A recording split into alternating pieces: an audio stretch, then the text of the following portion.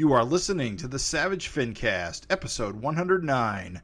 Eric Butt is pretty good butt. Chicago. A criminal mastermind called Overlord held our city in his terrifying grip. Ordinary cops were losing the battle against Overlord's super freaks and mutants. Then, a miracle happened. When I found him, he had no memory of his past. I helped him find an identity and a life. Now we have a fighting chance. Now we have the Dragon.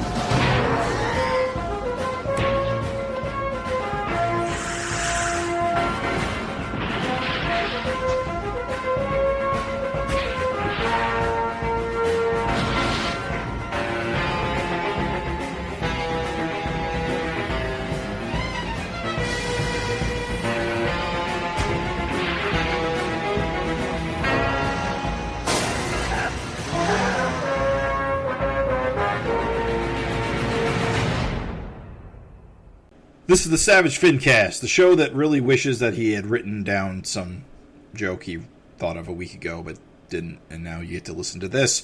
My name is Jim Purcell. I'm Craig Olson. I am Raven Perez. That was the craziest opening. Very rushed. And now our show is a he. He gave it a pronoun. Mm-hmm. Wait, what? The show? You said he. The show that wishes he had written it down. Oh, right. I guess I personified myself as the show. You did, James Brown. The show and the business. It's okay. All right. Technically, he is. He is the show. The show. The big show. If Jim ate like that final burrito, you know that one that's out there waiting for all of us? If Jim ate the final burrito, this show would be over. Waiting out there for all of us. Yes. I'm just saying it'd be over. Show over. Me and Craig can't do this shit. We don't know technology and recording. I'm sure you could fake it till you make it. I'd refuse. Too much effort. So, all right. So what? This, as you said, we're saying this is the Savage FINcast, the only show that is dedicated to the comic book Savage Dragon and its creator Erik Larsen, coming at you again, coming at you hot and heavy, with a brand new episode, not about Savage Dragon, but it is Erik Larsen related. We're going to be talking about Ant number 12, which has been a long again time coming. Long time.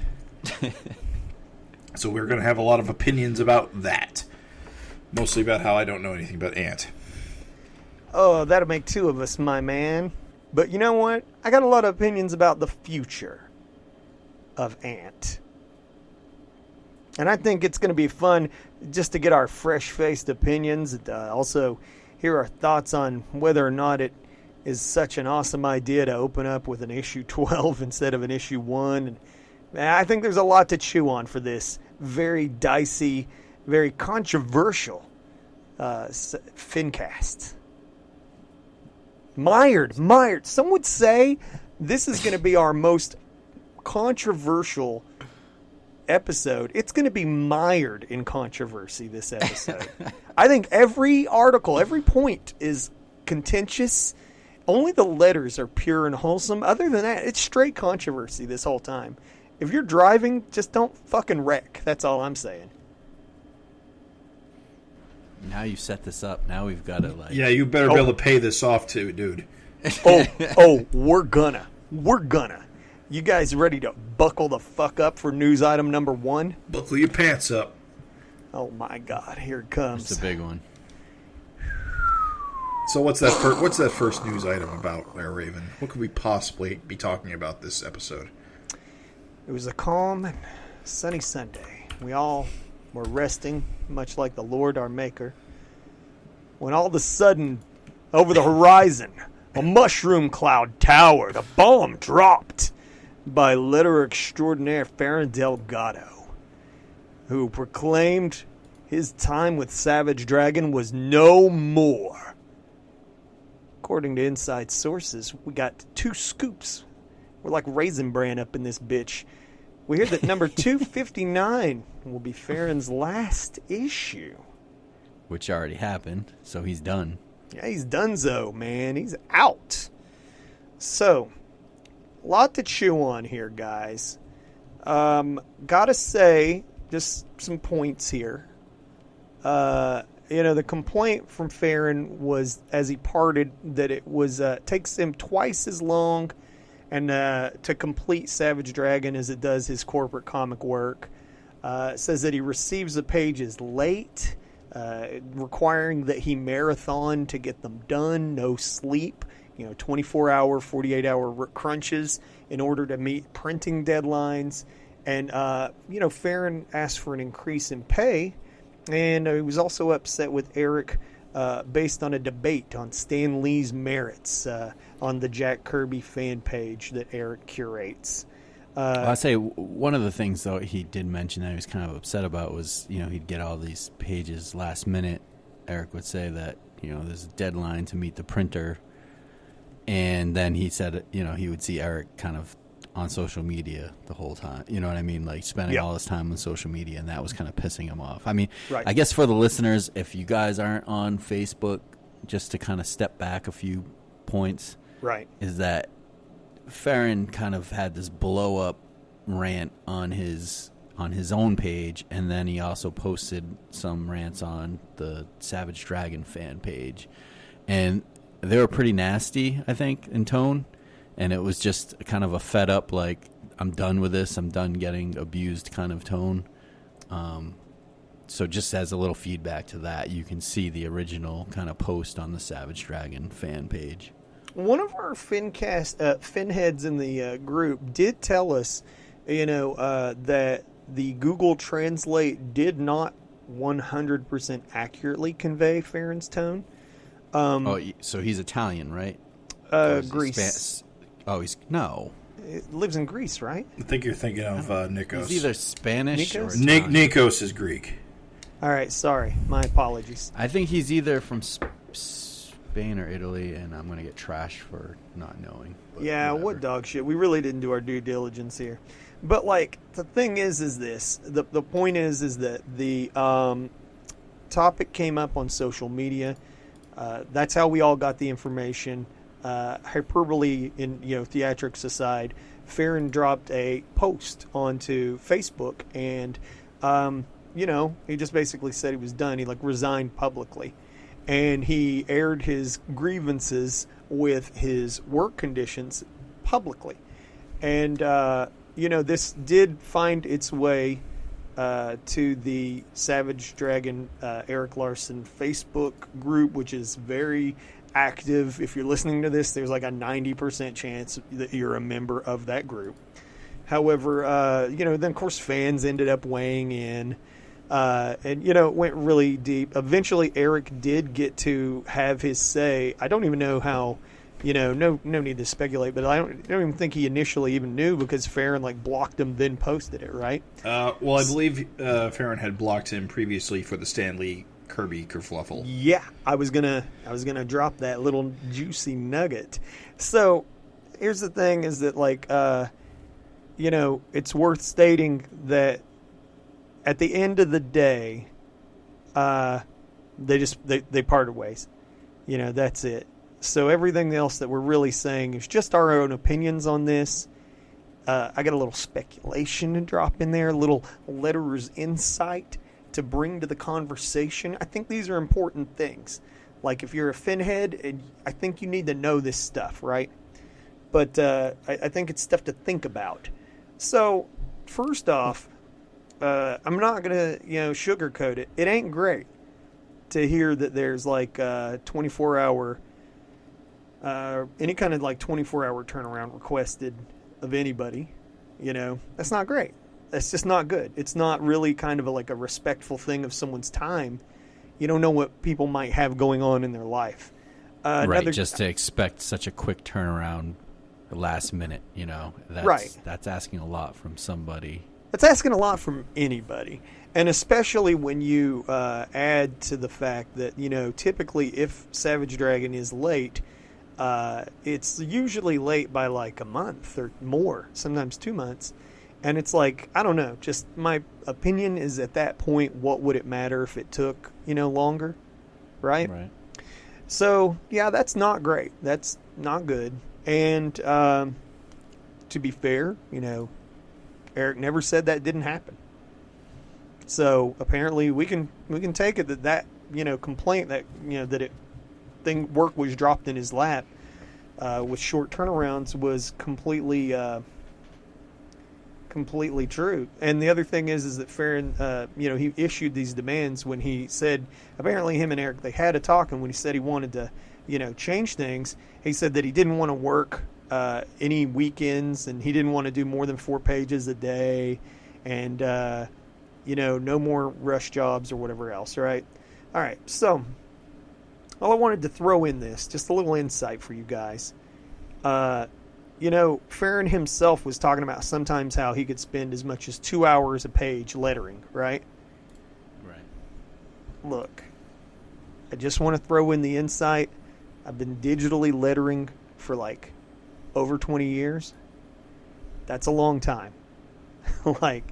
That's very slow. I'm just telling you that that is very slow. And I think so I guess is that where the 4 pages a day, if it's 2 hours a page, it's 8 hours? Right. And so what sounds like kind of at first a reasonable request, I have to tell you that is insanely slow. You can typically letter a page in 30 minutes, especially when the words are being given to you. It's really just sort of copy and pasting them and arranging them to make them, fit attractively in a word balloon, right? Mm-hmm. It's not like writing. I'm saying I can letter a page in 30 minutes to an hour. That's with me writing. Me looking at a line and being that could be better, and workshopping it. Still doesn't take me that long. So I'm just going to say that, with a little letterer's insight, that's very slow. And the problem with this whole thing about the work turnaround or whatever else, and the reason why I wanted to just bring this insight to this conversation, is that what initially was being sort of painted as these are bad work conditions or whatever else, I can 100% agree that having work dropped in your lap with a 24-hour to 48-hour turnaround is inconsiderate. It's not good. But you have to see both sides of the coin here. I cannot imagine that your average Savage Dragon issue takes truly 2 hours to letter a single page digitally. I just can't. Even with word balloons or sound effects. With sound effects, I'm sorry. It's not a Michael Bendis Talking Heads most of the time issue. No, and Erik and him had a bit of not genuine back and forth because they couldn't see it, but Farron posted in the most recent issue, there's literally a Talking Heads pinup, and Farron posted that example and was like, "Hey, look at this page." He was like, "This takes forever. This is a nightmare." It was misleading though because that's one page. Well, that was what was so funny is Erik said, "Yeah, but in that same issue." He said, "Look at this page, and this page, and this page." And he literally gave 6 examples of splash pages that had a single word balloon where the word balloon would be "Oh, shit." So Raven, as someone that knows maybe or has an insider view on this, right? When you get a page rate for lettering, does it matter whether it's 1 million words or 2 sentences on a page? You get the same rate per page, or how does that work? Typically, the way it's done is you get the same rate regardless. And that's to keep things fair, because if there is a heavy page and then a page with no lettering, it evens out at the end. It all evens out, right? So the thing is one could assume whether he put down a single word balloon or whether he put down 25. He was Farron himself threw out 25 as a number, as a point of contention, 25 word balloons on a page. Well, for one, I know you bros both know, but your average Savage Dragon page does not have 25 fucking word balloons. It doesn't. And so I guess on the other end of that, there's a lot of the, sound effects. Sound effects, yes. And I'm not going to say that those sound effects are nothing, because a lot of the times if you have a sound effect behind characters, the reality of that is the letterer has to chop out the character, right? To make that appear as if it was behind the drawn character. However, this is where I don't have insight that would be nice to have. I will tell you that if those layers are being presented to him with the flats intact, then it is simply a matter of clicking a magic wand on the flat, and it instantly selects the outline of the flat shape of the character. And then you can just come up to the layer where your sound effect is and hit delete, and boom, the word looks like it's behind the character. It and does.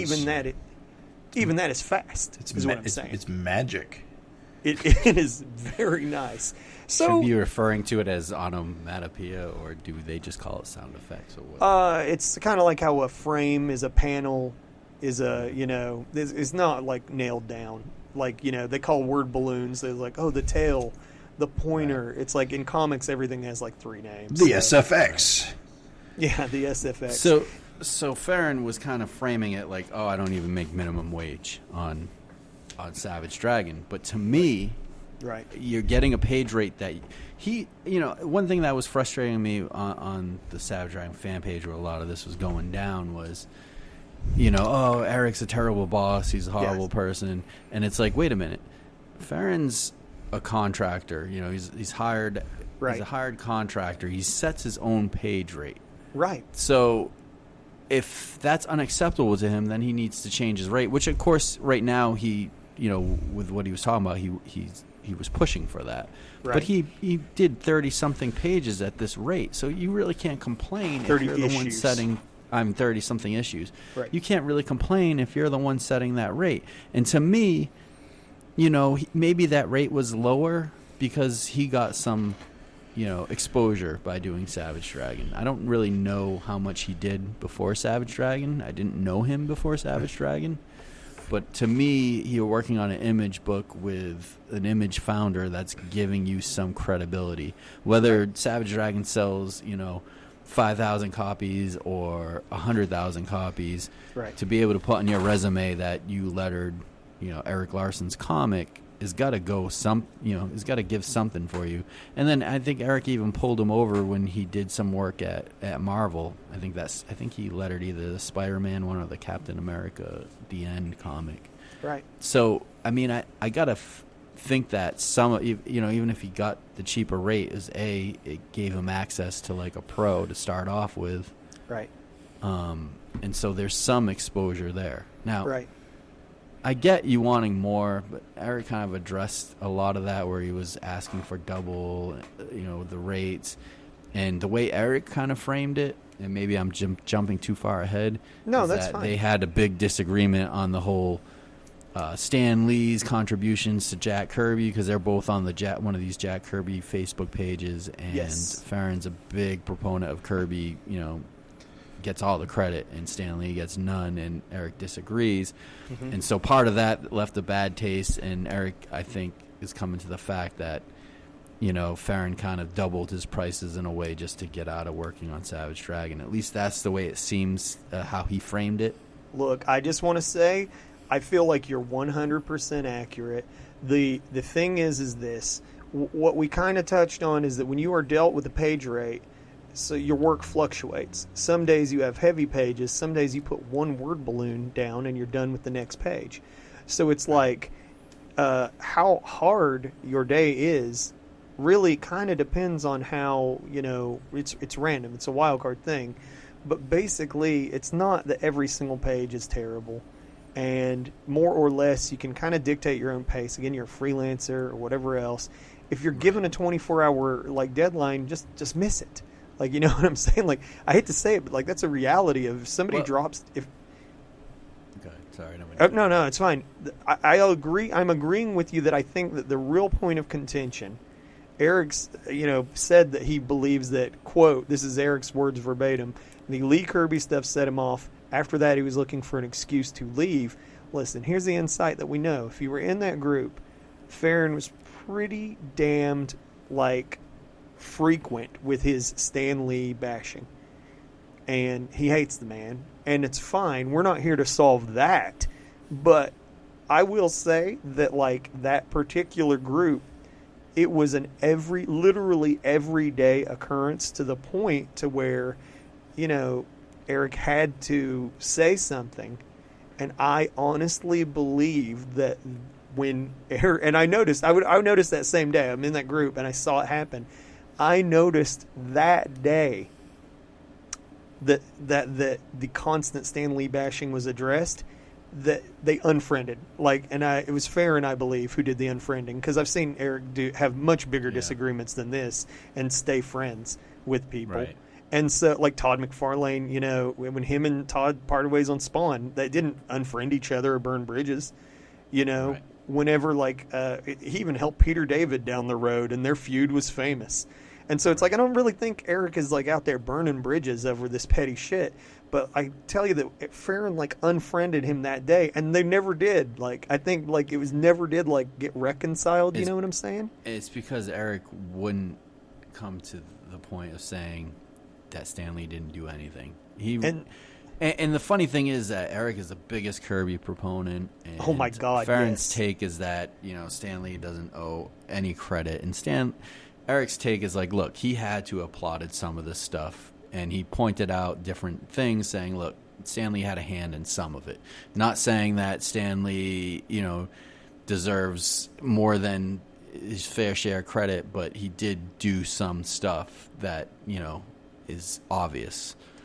Guys, can I tell you? It just doesn't sit well with a lot of people. And there's a lot of Kirby people and there's a lot of Stan Lee people that are divided, and it doesn't sit well. But I just don't understand, like, at this point, like, just having those arguments where you're, like, it's almost like a political argument, you know? It is. Yeah. It's like Democrat and Republican, and there's tribes, and people cannot see eye to eye on it. The fucking crazy thing about that group is that, honest to God, like, that group is so pro Kirby, it's almost to the point. Well, it's a Jack Kirby group, you know? Like, what do you expect? You know, it's not a Stan Lee group, it's a Jack Kirby group. But it's just that people cannot recognize that Stan Lee contributed anything. It just seems ridiculous to me. I just want to paint for the listener the group, because I think it's important to notice that, like, when this falling out happened, you're talking about a group that loves Jack Kirby so much that it is regularly said that he was the pinnacle of comics and literally it'll never get better. Like, it's all downhill. Like literally, I see that post every fucking other day. I'm not even joking. So it's important to note that, like, nobody really was shitting on Jack in the least. You know, it was just giving Stan Lee credit. That was the problem. What's funny is the tiniest concession.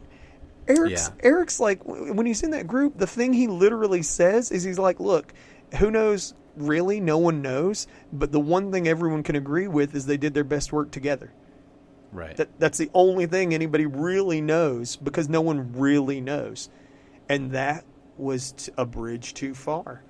And I'm going to tell you guys, look, here's the thing.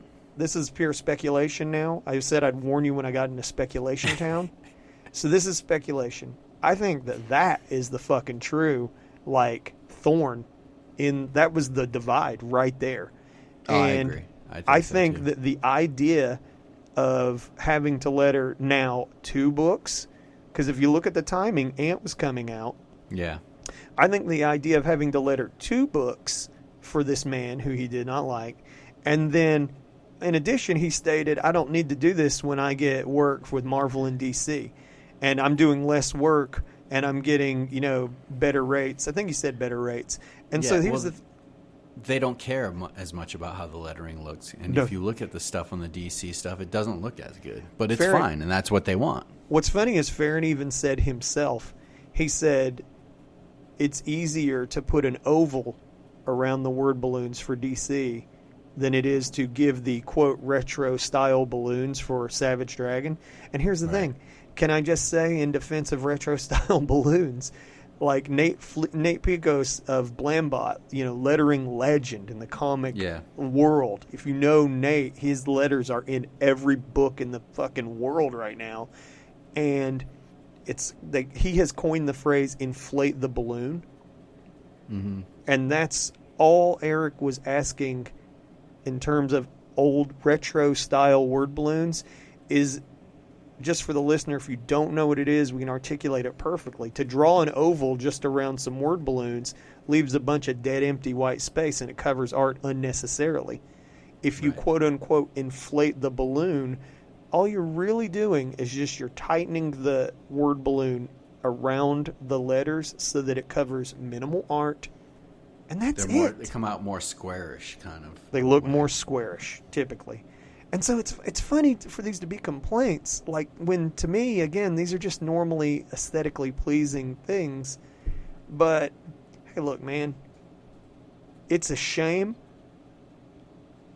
I think it would be unfair of us to not end this by saying, Farron did say, he was like, look, for whatever it's worth, I enjoyed my time at Savage Dragon. He's like, I did enjoy my work. He was like, and it's nothing personal, it's business. Even though, speculation, I think it is personal. But he says, it's just business, I just can't do all this, I need more money or whatever else. Guys, I know I've been talking a lot, but I'm sorry. I just kind of think, Craig, you said it. In the public court of that Facebook group, it's important to note that pretty much people were super down on Erik, right? Well, a part of that's because Erik didn't respond either. Right. But I just wanted to say, I feel like it's fair to drop these insights in there because it's important to note that stuff. 2 hours a page is undoubtedly slow. And knowing this is a tale as old as time. I'm getting paid more to do less. The comics industry's full of that. Yeah. I mean, how many guys go on to only do covers because you had a story where he said, like, Dave Johnson said he only does. No, Mark Welser told the story. Said he asked Dave Johnson why he doesn't do interiors anymore, and he's like, interiors are for suckers. Yeah. Because he gets paid more to draw a cover, and it's easier. Well, I think that's what it comes down to. I think there's a few things, but I think it's all right. Well, Farron's getting more work from DC. Yep. It's a little more money, and it's a lot less work. And so, I don't know if I can blame him. I mean, it's business. He's got to make a living, right? Right. I do think a little bit.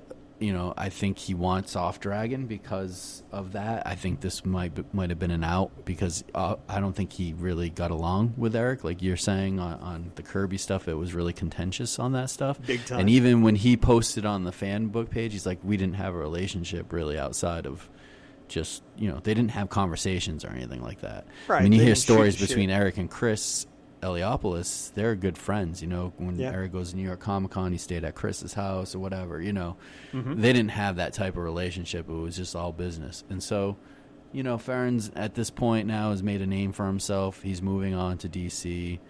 I didn't think it was necessary to bash Erik like he did. Now, am I saying Erik's an angel? No. I think Erik probably did give him too many pages at too much of a last minute. Yeah. And that sucks, And if it keeps doing that, it sucks. I don't know if they had a conversation and Farron was like, look, you can't do this anymore. Or if it was just a blow up at the end, like, this is bullshit. And if that was like a blindsided blow up, maybe Erik didn't realize like he was kind of being shitty by doing that, Well, like you said, 30 issues, if you're delivering 30 issues and then you have a blow up, it's kind of like, whoa, well, I didn't know it was a problem. Right, and we don't know that. I mean, maybe Farron maybe kind of said it multiple times and Erik wasn't listening, and if that's the case, well then, shame on Erik. But I don't know. I don't know that. I hear both sides. I see points on both sides. Right. But again, it was just kind of a bad taste in my mouth to hear people bashing Erik without Erik kind of chiming in, and the way... I just feel like there's a lot of fans that don't understand how comics work, and I don't completely understand as a fan. But they were just treating it like Erik was some kind of corporate CEO boss and mistreating his workers kind of tone. And it was like, what? I'm like, I don't know if that's really That was very correct. Silly. Yeah, that was very silly. That was very off base. I saw a lot of that. And I just want to say, it's like, dude, when you're dealing with a small book, it's not like a corporation. It's not. It's more like just some friends, like trying to make a fucking thing exist. And people still have this like idea in their head that Image is like creating the books, like Marvel. You know what I mean? Like it's some big company, and Erik's kind of like the head editor or whatever. I don't know. I don't know what they think, but it just comes off like kind of weird. I will say that I think there's a lot of misconceptions, and I think that, unfortunately, I don't think that Farron's exit interview, his public exit interview, was 100% fair. I think he actually probably could have easily said that he just didn't like the rush jobs, and that literally would have been enough. Yeah. But then he went on to talk about like some of the other stuff, and I was just like, well, I mean, you know, that's comics. Like you're funny complaining because about things that are... On the other end, you know, we've definitely seen Larsen air a little bit of dirty laundry, like the fallout with Spawn and stuff like that. So sometimes it's like, you know what I mean? I don't want to be like that yes man, because Erik's definitely kind of probably overshared background stuff. But well, here's the thing. I just say that I'm never on the side of keep quiet. I think everybody should talk. Like you 100% should talk. And I think that's why I felt like cool going into all this stuff. Because I think the problem in comics, like all comics, not just corporate comics, but like all comics, is that there is way too much like veil of secrecy.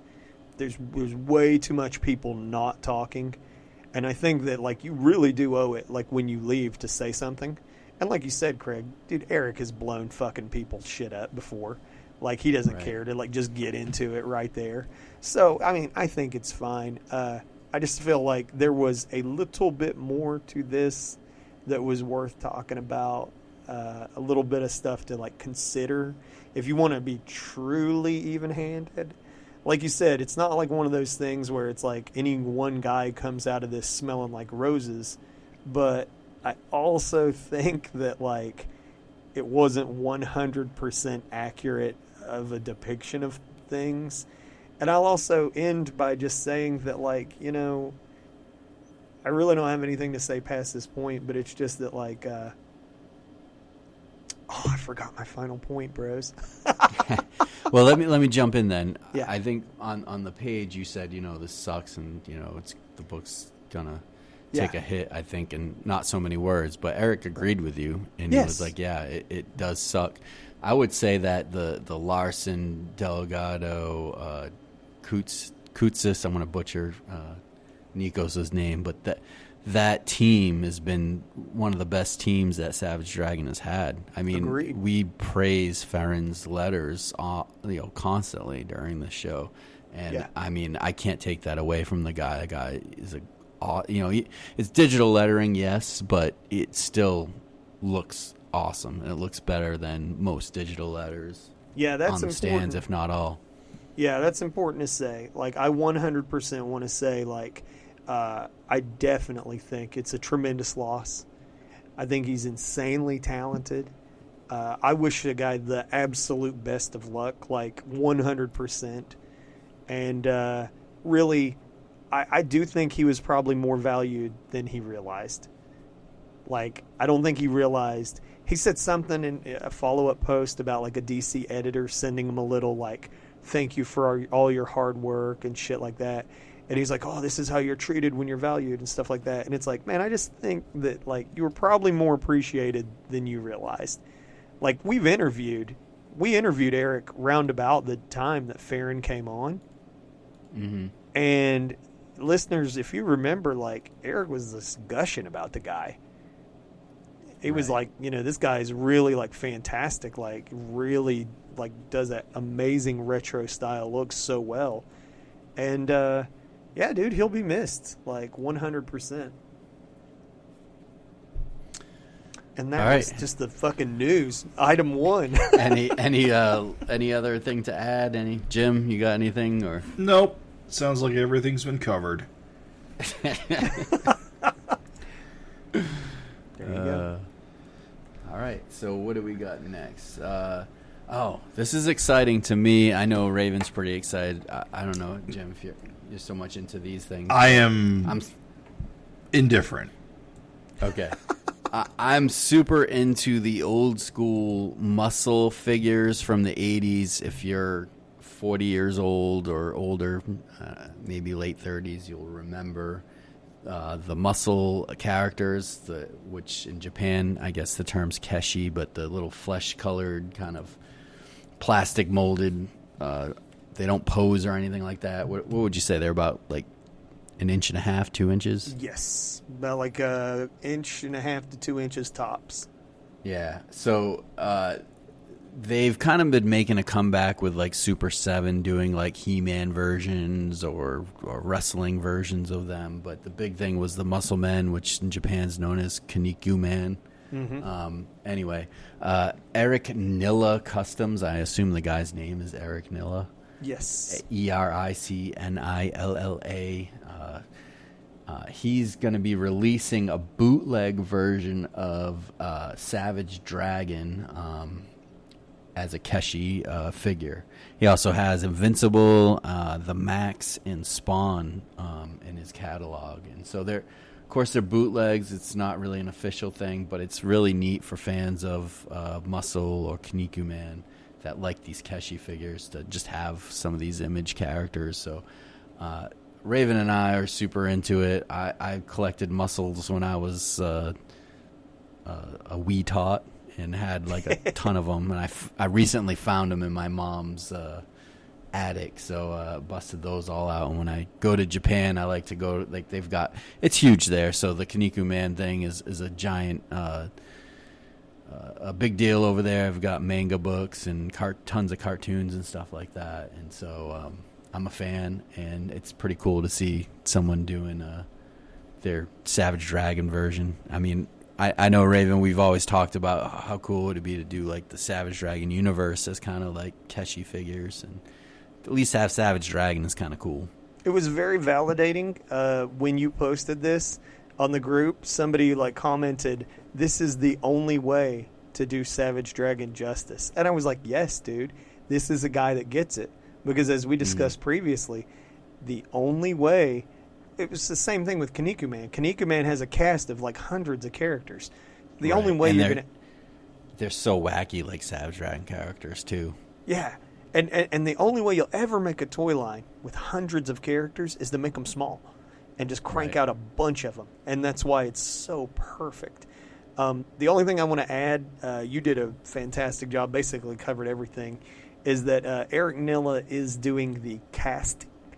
So he's the one that is like casting these bad boys, but it was actually sculpted by the Rojo. Hold on, I got it. It's the Rojo Toy. That's TheRojotoy. So if you want to take a look at the Spawn, the Max, Invincible, and Savage Dragon, of course, original sculpts. Because as cool as the Keshi are, like, it's cool to see the original sculpts too. So yeah, check his Instagram out, the Rojo Toy. Very cool. I don't know, just like you said. So where you could buy it, and I didn't really state it, is Erik Nilla, ERICNILLA.storenvy.com. Yep. And he's right now selling a set of Dragon and Invincible, or you could buy them separate. And also you've got choices of colors, so you can get the flesh color, which is like the typical kind of muscle Kanikuman, old school. They only came in flesh color to begin with. And then they started releasing them in different colors. But so for Savage Dragon, you can get them in green with like blood splatter. So it's just a green and red kind of poly dye, I guess. Different types of plastic, or the flesh. And I think Invincible is blue with like red splatter or flesh. Yes, very awesome. Super hype. Did you get your own, or you? I got a green dragon. You got a green. I had to go with the flesh color just because all my muscle men are flesh, and so I wanted it to fit in with all those. Even though I kind of wanted green because it's dragon, but I felt I had to go like original old school. I kind of like, what was funny is I wanted to get the flesh. I was like, man, I gotta go flesh. But then like as I started thinking about my childhood, I had a lot of the like multicolor Keshi. Yeah. Like I had like the purple, that they did a wave of purple and a wave of like orange and a wave in of muscle blue. Or in muscle. Toys? Yeah. Yeah. And so I kind of was like, you know what? I tried to reach deep down inside. What would young Raven? Because we're talking like, Craig, when I was into this shit, dude, I was in like kindergarten, dude. Like not kindergarten, maybe like second or third tops. Mm-hmm. But like, I think I was in like 5th or 6th or something. And I think little me would have gone for the green one. I think Little Me would have if it was available, but like I said, all my original Musclemen of flesh colors, that's what they're known for, so I stuck with it. I Didn't might you regret find? it, but Didn't you find your original collection recently? yeah, as I said, my mom's attic, I found all of them. I have like, I don't know, hundreds or something. I don't know how many they made, but I got a ton of them. For the listener, So- he also found the wrestling ring where you can It's like. all kind of busted, but Hey, they were busted when they were brand new, though, dude. So, like, you would jam, like, those little 2-inch figures and, like, it had, like, a little arm that came up with, little like... pincher, yeah. Pincher, yeah. You jam them in there, and then you had remote controls, almost like an arcade game. But just over time, like, the plastic on those pinchers would just bend, It you break. know, and they just snap off. What's funny is the whole point of the toy is you were just using this fucking ridiculous contrivance to slam the figures together. So, like, ours broke, dude. Like, the little, like, hooks just broke off, and it could no longer Yeah. hold the guy. It's so funny. Ridiculous. It's fucking awesome, dude. Yeah. All right, so I guess we should move on. We're eating up a lot of time here, but yeah, super stoked about that. Very stoked. So our last bit of news is Carnivore Comics at carnivorecomics.com had a limited 300 copy run for the upcoming Ant #1, but it has been sold out before this recording. However, there are super expensive in the $75 to $225 range graded versions, CGC graded versions, with both the Ant title and a non-titled virgin cover. The cover artist is John Gallagher, and the cover itself is an homage to Action Comics #1 with Ant lifting an ice cream truck. I've only just seen this today, and it's kind of interesting. It's like a painted cover. Yeah, apparently this artist is most well known for doing like realistic paintings of like CW show characters like Flash and what have you. And It's cool to, like you mentioned that, like Craig was pointing out, like take a look at Ant. Like look at her body, like the way he did it. It's very Flash. Well, it's got a ridge. Well, it's got like piping, like it's a live action superhero costume, Right. In the style of current live action superhero costumes, like what this might Sorry. instead of being like the carapace like we see in the comic, it's more like something a real person might wear. Right. Although the eyes are a bit odd to me. It's like she's Yeah, I'd say wearing that. goggles. Yeah, the headpiece looks like some kind of helmet or something. I think the guy, like it says, known for, live action shows or doing promotion for that, so he's painting kind of in that style too. Definitely. I think it's a really kick-ass variant. Yeah, and it was kind of like announced with little fanfare, at least in the circles I travel, so I didn't find out about it until way late when the 300 run was already kind of sold out. Mm-hmm. I had no idea that there was anyone doing variant covers for Ant 1. I guess Carnivore Comics, from my understanding, kind of specialize in doing these kind of special runs on issues. Makes sense. Which There's a we've couple. seen with other companies, right? With that what's the one that did the Savage Dragon green cover for $250? Oh, I know One what of you those mean. kinda, Scorpion. Like, specialized. Yeah. Scorpion or something like that. Well, I'm just goddamn dissatisfied. I wanted all the Ant variants, and now I'm short one. And now you see your folly. Mm-hmm. Do you You repent? can get Nope. you can get a slabbed one for $75, or a signed slab one for $225. I won't do that. Nope. I'll do Everyone's got a line. anything for variants, but I won't do that. Sooner or later, we'll be fucking around. I'm just Alrighty, what's up? I'm just very thrilled. I think there's an energy around Ant #1. I feel like it's just kind of like there's an energy building. I hope so. I mean, it would be nice to see this be very successful for Eric. Yes, agreed. I think it's cool. So- I'm just saying, do this shit. Should we jump into the mail? We got Let's a good amount this time. Yep. Yeah. So last time, well, maybe Craig, you should tell the listeners this. Sure. So I guess our letters typically tie in with our FINteresting Conversations bit. So our FINteresting Conversations, as you know, is a segment we do where we kind of throw out a question or topic, and we want to get we talk about it, and then we like to get our listeners to chime in and give us their take on it. And you can reach us at savagefincast@gmail.com with your responses. So we got 4 letters regarding our last FINteresting Conversation question, which was, if North Force became a regular series, what would be your dream team of creators on the series? And I think we said, you can't throw Erik on it. It's got to be somebody else. And so we got 4 letters, and Jim, you going to start us off on the first one? Sure. Letter coming in saying, okay, guys, you got me. I'm finally writing in again. You called me out a few episodes ago, and I actually started drafting a letter after such a savage attack on my character, but real life got in the way, and I never finished it. So I'm going to keep this one short and to the point. If we're looking for Canadian writers to take on North Force, and the first person who comes to mind is Jeff Lemire. I'd like to see him take the Black Hammer approach with this book and make it a little different than your standard superhero book. Erik has given him some great material to build on, and I'd love to see what he could do with it. As your artist, I do like Jim's suggestion of Paul Pelletier, as I've been a fan ever since I saw his work on X-Mutants and Malibu. However, one artist I think could really complement Jeff Lemire is Lee Weeks. I'm such a fan of his work, and he could be given free rein to draw the book as he sees fit. I think we could see some real magic. That's it. That's all I've got. But let me just say thanks again for all the work you guys put into the FINcast. It's no exaggeration to say that it is the podcast I most look forward to and always queue it up as soon as it's released. Keep up the great work. Andrew de Etremont. Nice. Thank you, sir. I'm going to have to double check who Lee Weeks is. I Googled his art. Let me tell you. He's an amazing artist. Pretty damn good. He's freaking cool.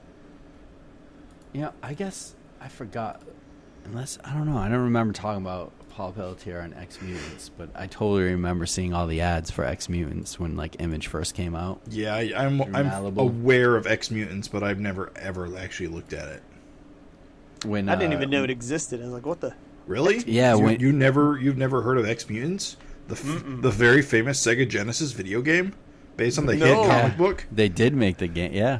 Is this from the Berenstain universe? What are you guys talking about? Don't worry. I'm on it.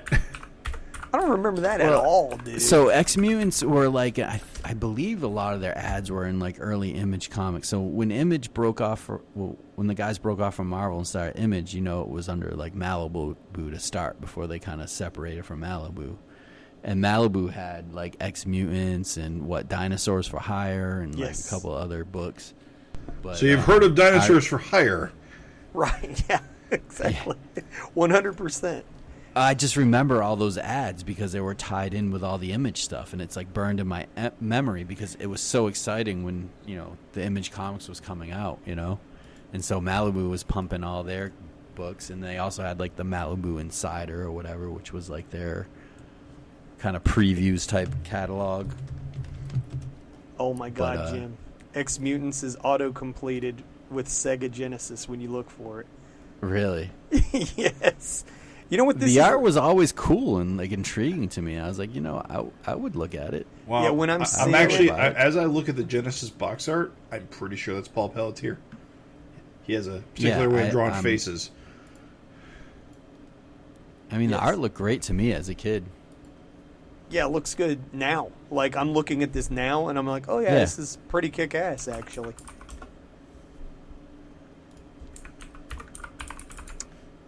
Yeah, Andrew, kick-ass choices, man. I think you got a good creative team here. I think that I would love to see this creative team pump out a North Force book. I think they do a great job. Well, and Jeff Lemire, he's got his that Sweet Tooth book is a TV show now. Oh, that's who he is. Yeah. Oh, you don't know who Jeff Lemire is either? Amazing. Our Raven. Yeah, he's a nuclear fire writer right now. Yes. Underwater Welder was, I remember that being pretty famous. Black Hammer is one of the best comics of the last 4 or 5 years. You say that about Didn't you love everything. Descender too, Jim? I have not. Or no? I have not read Ascender Descender. Oh, okay. It's one of the books I've kept kind of in my back pocket for a rainy day Gotcha. because I missed so much of it before I realized like I should have been reading it the whole time. So someday I've just got to dedicate a lot of time to it. Right. Dear listener, to be fair, Jim thinks every comic he's reading is the best comic of this thing. So I never know. I never know how to do it. You like crossover. Hey man, that's good. I wish every comic. I felt like every comic. Yeah, but I don't think crossover is the best comic of the last 4 or 5 years. So you really think like Jeff Lemire delivered the best comic the last 4 or 5 years? Yeah, Black Hammer, absolutely. At least one top 10 contender. Goddamn, another one to read, I guess. All I don't know if you'd like it. It's very deconstructionist. It's intellectual. It's very it plays with tropes a lot. It's hard to describe. There's nothing wrong with deconstruction work. I like that. That's through Dark Horse, right? Yeah, Black Hammer is Dark Horse. Black Hammer through Dark Horse. Got it. You wouldn't like it, Raven. It's got too many words. 25-word balloons a page? All right. I'll give it a shot. All right. 25 and I'm out. Why don't we jump on to the next letter? So it goes, hello, guys. I've been listening to the FINcast for years. I love it. Thank you for everything you are doing. On the last episode, you asked who would be a good creative team for North Force. Here is my opinion. Andy Kuhn would be great as the artist on the book. I think Nate Bellegarde would be great too. If Erik isn't available / too busy, the writer could be Joe Casey. He is used to writing team books and cosmic stories. Frank Fosco is an amazing artist, but I would prefer to see him work on Powerhouse or Etherian. He goes on to say, Ant will start next month. I'm very interested by it. Last time you seemed to dislike Ant 2's cover. Could you say more about it? Since Savage Dragon 242, we know that Erik wants to use conspiracy theories with Ant's stories. Erik is not a conspiracy theorist, obviously, and seems to want to have fun with these weird stories in the new Ant volume. We shouldn't forget that he is thinking about Ant for years. A decade now? ? So I think we should not worry about what is to come. I'm sure it will be fun. Can't wait for Savage Dragon 260 and the new episodes of the FINcast. Take care. M.U.S.C.L.E, France. Sweet, we got a listener in France. I just want to say there's a place in France where the naked ladies dance, and if you know where that is, Mail, please let me know. I need to know where the hole in the wall where the guys can see it all is. You're fucking crazy, dude. Where do you come up with this shit? Just, my brain. My brain. I don't remember hating Ant number 2's cover. I think it looks pretty cool. I was concerned about it. It was primarily me. Oh, you're the culprit. Yeah. Debbie Downer over here. What was? Oh, was it because it was the like? And all the Middle Eastern looking people on it. So I'm going to go one out and say I think you're problematic, Jim. Sure. I think those are just guys with beards. We'll see. I think I have an answer to that, and I'll talk about it in the meat and potatoes. Ooh, nice. I think I understand why it's there. Oh, Okay. Oh, right. Okay, I think, although I don't know the context, I think I know the reason. Does Ant go to Beard Island? Yes. Okay, all right. I think that Nate Bellegarde is fucking awesome. Yeah, he's incredible. Andy is fucking great too. I'm just saying, like, if I'm flipping that coin, I'm, I'm happy either way. Geez, but like, I don't know. Like, I kind of want like Nate to do more work. I feel like he doesn't get like enough work out there, and so it's like, yeah, dude, put him on a North Force book any day of the fucking week. His Image X, his Skybound X cover, beautiful. I actually got a commission of him with Super Patriot and Savage Dragon. I told him to do whatever he wanted. Yeah, Super Patriot on the shitter with Savage Dragon like busting through the wall. It's actually pretty funny. I've seen it. It's fantastic. He's got a wicked sense of humor. I think the one thing... Do you remember Nowhere Men when he was on that? Mm-hmm. I didn't read it, but I do. I remember. It was him and Eric Stevenson, and I think he Yes. kind of had. I don't think he could I think he had just issues where he couldn't get stuff done, and they kind of moved on. So I think he has trouble kind of keeping a typical comics pace. Which No book? big deal, though. Which book was that? Nowhere Man. Nowhere Man. Oh, Nowhere Man. Yeah, okay. Which his art was fucking incredible on. I wish he would have stuck with it. Like, he did Adam Eve too, right? For Invincible. He did. Yeah. I think he did the yeah. the first one. I don't. Explode. He had a few one shots that were mostly the backups from the Image Comics run, as well as some original stuff. I forget the name of it off the top of my head. So if he was more regular, he would be in like my top 10 favorite artists. Absolutely, dude. But here's the thing. Hectoplasm. And I was wrong. He did both Adam Eve and Rexplode. Yeah. Good ones. Those are good. Look them up, Yeah. dear listener.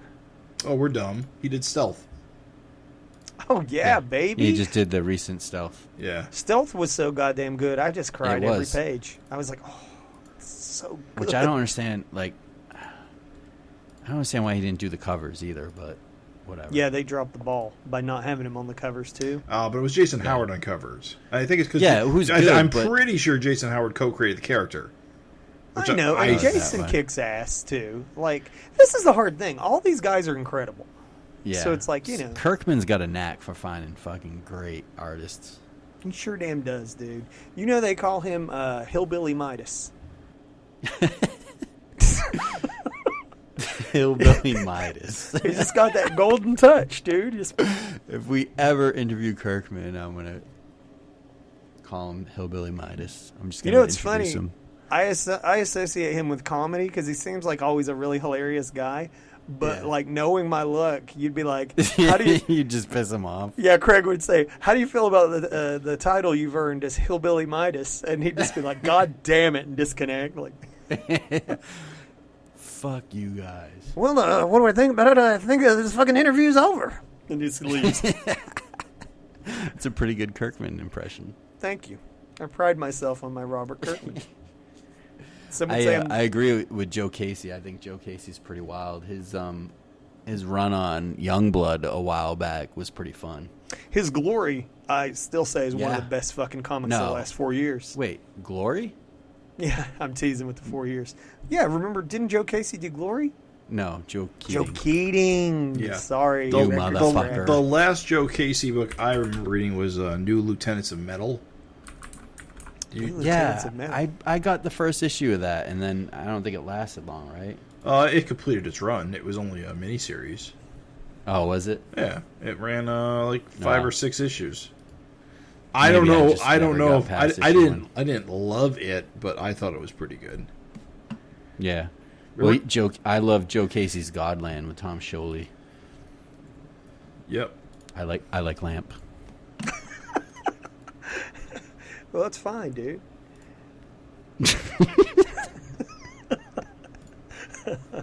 I think. Is it I it agree. fine? Yes, I agree with Mail's choices. I think he's got a very kick-ass selection here of talent Indeed. lined up, and I appreciate you writing in, good sir. All right, so I got one more letter here. Well, not one more letter, but one more from me. Salutations, gentlemen. Here's a quick couple picks from my dream creative team for North Force #1. You heard it here first. Due to popular demand, North Force #1, written by Jim P. What, me? Co-plotted by the third Olsen twin, Craig. Okay. And art by the ravishing Raven Perez. I'm sure we'd sell 1,000 of them. Laughing my ass off. Come on, guys. Make it happen. Seriously, though, put Daniel Acuna on art duties and writing chores by Kurt Busiek. I think Acuna could pull off some interesting action-heavy renditions of these Canucks. I picked Busiek because he did a fantastic run on Thunderbolts and seems to handle the Avengers. Handle the Avengers well back in the day. P.S. Raven, I saw that awesome jam art you did featuring a bevy of characters, including Malcolm and Ant. Super dope image, especially your rendition of Ant. I'll be down to see if you try out the art duties on that book for sure, or an Ant variant cover at the least.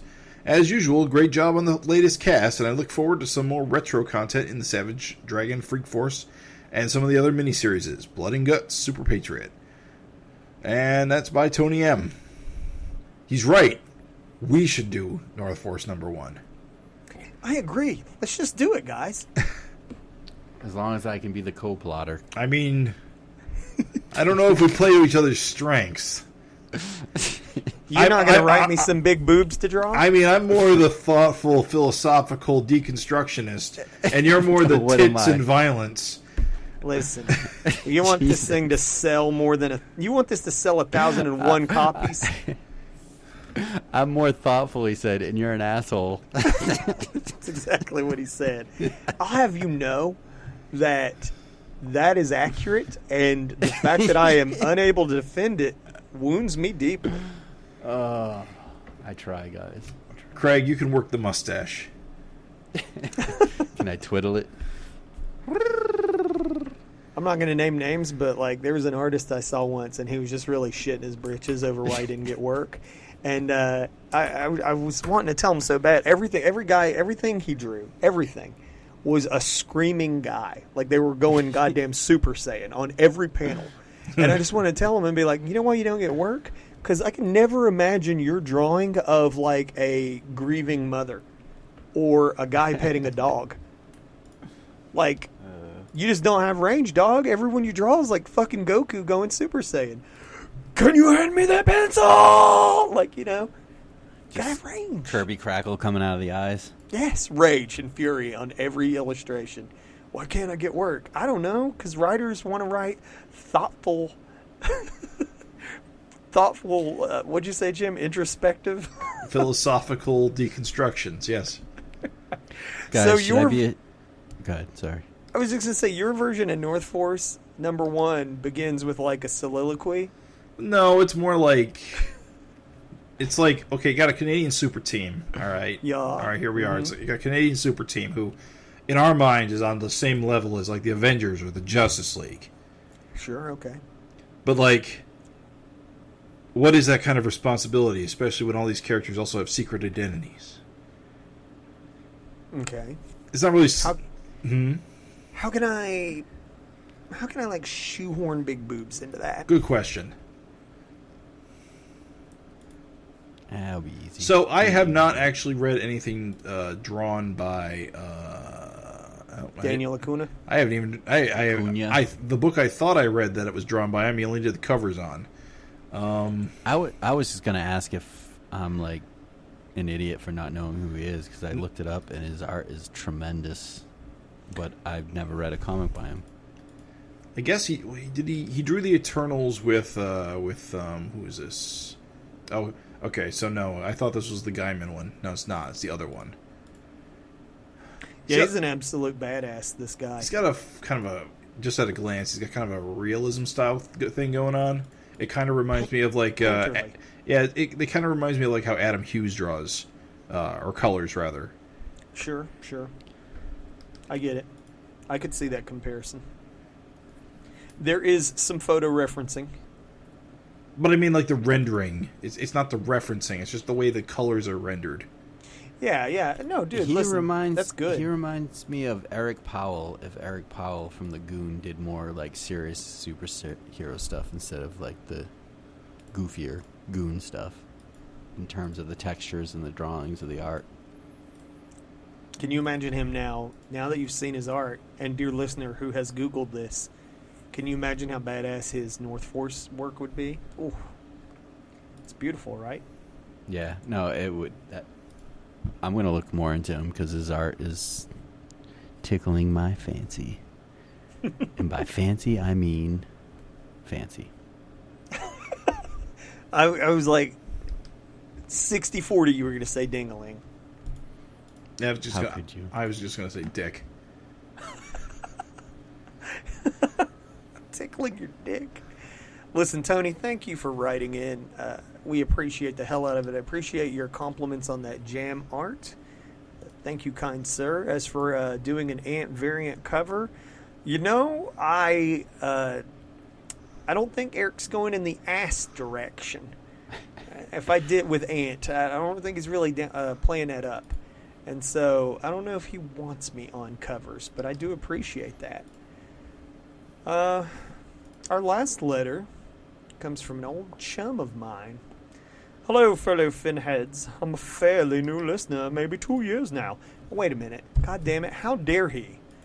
An ex-friend of mine? Are you kidding? 2 years? What? Oh my god. I have been following Savage Dragon for the last 5 years now, but I bought issue 1 off the shelves in '92. But I have the archives. That's 2 buts. I enjoy the current run, and I love Erik's cartooning. I'm an old friend of Raven as well, but down to brass tacks. North Name Force. drop. Big time, dude. He just totally used that to slide up in the club. My creative team is. The writer would be Jason Aaron. He has a great world-building ideas and lots of action. See the Goddamned from Image and his old Wolverine run. Art chores. Love to see Andy Kubert with Danny Meeke on inks. Kubert can handle a team. His rendering is amazing. His old X-Men stuff is awesome. When he did Origin and switched to DC, he just got better, and you cannot fuck with this man. Danny Meeke is a straight solid inker and would make Andy's pencil sing to us. The style of the book I would want would be first story arc to be the team meeting up for a briefing, then bam, interdimensional beings appear in Vancouver and start fucking shit up. North Force responds with a big fight, huge double-page spreads. Then when the smoke clears, they return to the base, debrief, and go to chill. Go out to the next call. P.S. Sorry if I missed the animated question. I'd love to respond to it if it's not too late. James Big Jim Sheehan. Big Thank Jim. you, Big Jim. I gave him that nickname. Let me tell you everything you need to know about Big Jim. When did you give him that nickname? In college. Everything you need to know about this man. James Fancy Sheehan. times in college. No, this is a great story. We're at a party, and he is fucking bombed out of his mind, right? He's standing there. He's got a cup of beer and a cigarette in his other hand. He starts to waver, and I'm like, whoa, whoa. I'm like, Big Jim, you okay? You okay? And he just fucking falls backwards. I mean, fucking tits to God, feet up above his head backwards. Don't you know? He didn't drop one drop of that beer. And It's a man's man. And he didn't drop his cigarette either. That's a man's man. Now I understand why they call him Big Jim. That's it. So that's all you need to know. Thank you for reading Savage Dragon, Big Jim. Thank you for, your your North Force recommendations. Guys, you got any feedback? I know Kubert, man. You can't go wrong with Kubert. Get out of here. This sounds expensive. Yeah. I like Jason Aaron on Scalped, and, the funny thing is, I think he's a goddamn great writer because I love Southern Bastards, and I have no interest in high school football or college football, for that fact, but Southern Bastards is basically about, centers around a high school football team in the South, which on paper I'd have no interest in, but the comic was fucking good. I wish it continued. It kind of just left hanging, but I'm glad you said that, dude, because I was going to, get into that at some point. Ooh, save me one. He did write and architect, one of my favorite, Marvel books of this year. Mm-hmm. And that was the Heroes Reborn event, where basically he took all of the Marvel universe and recontextualized it to be DC. Oh, that was him. He Okay. didn't write all the spin-offs, because the premise is that Mephisto has somehow made the Squadron Supreme the heroes of the planet Earth, and the Avengers never formed, and so all of the non-Avengers characters kind of get recontextualized as DC characters. Gwen Stacy becomes Batgirl and shit like that. It is fucking brilliant. It's perfect. I love it. So yeah, he's on my radar. nice. Danny Meeke. Give me something Danny Meeke did. He was he inked a lot of the original, I think Youngblood type stuff, right? Did he now? I think he was in the Extreme Studios. Sadly, I don't follow inkers very closely to have any idea. Ooh, he's good, though. If you Google it, it's ooh. I'm sure he's grown a lot, but I'm pretty sure he was in on the ground level with Extreme Studios. I see him on Capullo's Batman, and that tells you everything you need to know. Yeah, he's a comic book art. He began his career in '92 working for Image as inker and the title Youngblood. So that's where I know him mostly. I don't know a lot of his recent stuff, but yeah, he was like one of the original Extreme Studios inkers. Still out there, still kicking around. Awesome. Sure Thank you, stuff letter out a lot writers. All right, so shall we talk about our newest FINteresting Conversation topic? Let's.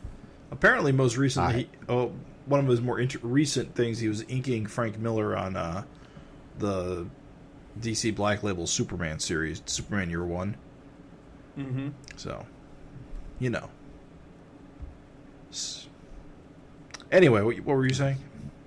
The new FINteresting Conversation topic. So, for the listeners, and for you guys, we got a 2-part question, which I think for us we'll answer mostly in our meat and potatoes main segment because it has to do with Ant 12, which we're going to review. But for our 2-part question for the listeners is, number 1, for Ant, do you think Erik should have skipped issue 12 and started with issue 1? And number 2, based on issue 12, if you read it, will you be picking up issue 1? Or if you didn't buy issue 12, will you still be picking up issue 1? And we want to know why or why not. So just interested in your hot take on issue 12. Did you like it? Did you not like it? Based on this, are you going to go for the ongoing at issue 1? Drop us a line with your response and feel free to suggest your own FINteresting Conversation topic.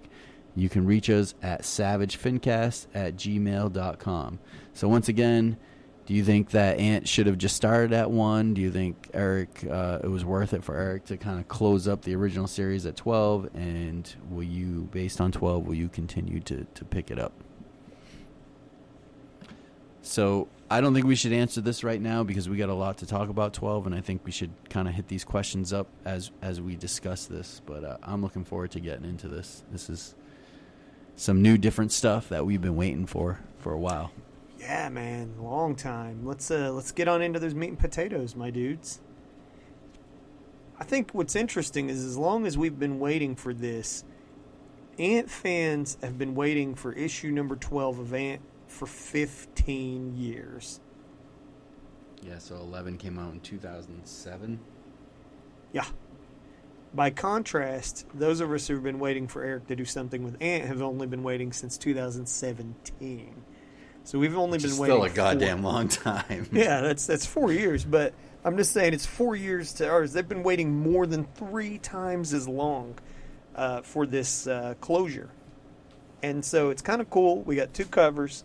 We got the Mario Gully cover where Hannah's just ripping her shreds, and then you got the Erik Larsen cover. Where Ant and Daredevil are jumping to their deaths. I think the Mario Gully cover is cool in the way that he used the original Ant logo in Mario's art, so it fits seamlessly with the rest of the series. I want to talk about that, the logo choice. Uh-oh. Lay it on us. So you got opinions. So you're right. The Gully cover does fit seamlessly in with the rest of the series. Now, granted, let me preface all this. I don't give a shit about Ant.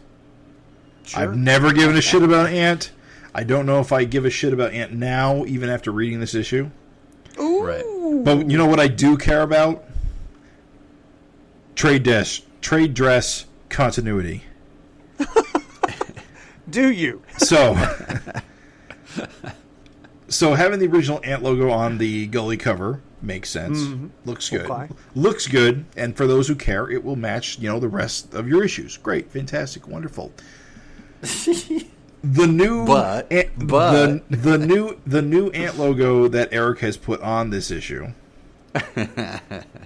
While it does look good because Erik makes good logos. If this is the issue 12 of a previous series, why not use the old logo for this final issue and debut this logo on the first issue of the new series? Now, there may be an answer to that hidden at the end of this issue. Sure, I know where you're going. But for me, this is like a Supreme revival situation where when Erik drew that last issue. Erik and Corey Hampshire drew that last Alan Moore script. They went out of their way to put the original Supreme logo on that issue because it tied up that run. And then the very next issue, he debuted a new logo for his take on the character. Completionists. I'm just saying, I wouldn't have minded if it had the old style logo on the Erik cover. Because I think it makes more sense, being the 12th issue of the series. I feel like if you wanted that, you'd get the variant. But I like Erik's art better. Well, you can't always get what you want. No. Yeah. Piss in one hand and wish in the other and see which fills first. Quick question, Jim. As I know your commitment to digital is unwavering. It is. However, Craig, I believe you have a physical copy in your hands, as do I. Mm-hmm. As you look at the Mario Gully ant logo, does there not appear to be a visible Moire effect on it? It was probably a case it's not. It's very likely it was the same problem with Supreme, where they didn't actually have a high-res version of the logo, which is probably why he didn't use it. I'm just saying, recreate that. It's not a great logo, honestly, though. I mean, I don't see him wanting to use that on his cover. Right. Still, though, recreate. Like, just go in there, Yeah, if I remember correctly, it was the same situation on Supreme, where they wanted to use that logo, but they didn't actually have a high-res clean version, so they had to just crop it out of another cover and slap it on and up-res it. I don't love it. I like the cover. Actually, unlike you, James, I don't hate Mario's art at all. I think it looks cool. Sorry, I don't hate it. It just does nothing for me. You don't like a woman ripping her clothes to tatters? I mean... What, aren't you a red-blooded young man? I mean... You an American? I'm teasing. You don't have to like this. That's fine. Erik is just so much better. I do like Erik's stuff. There's nothing wrong with saying that. And, hey, if we got to make them fight in a wrestling ring where we jam them into claws and slam them together, I'll take Erik's any day of the week. That's fine. I still like this one, though. I think Mario, there's a good look to his style, and I think it's a cool, eye-catching cover. Craig, your opinions? Yeah, I like both cover. I like I said, I like the fact that Mario drew the variant so that if you are a Mario fan, you get kind of that closure with his cover.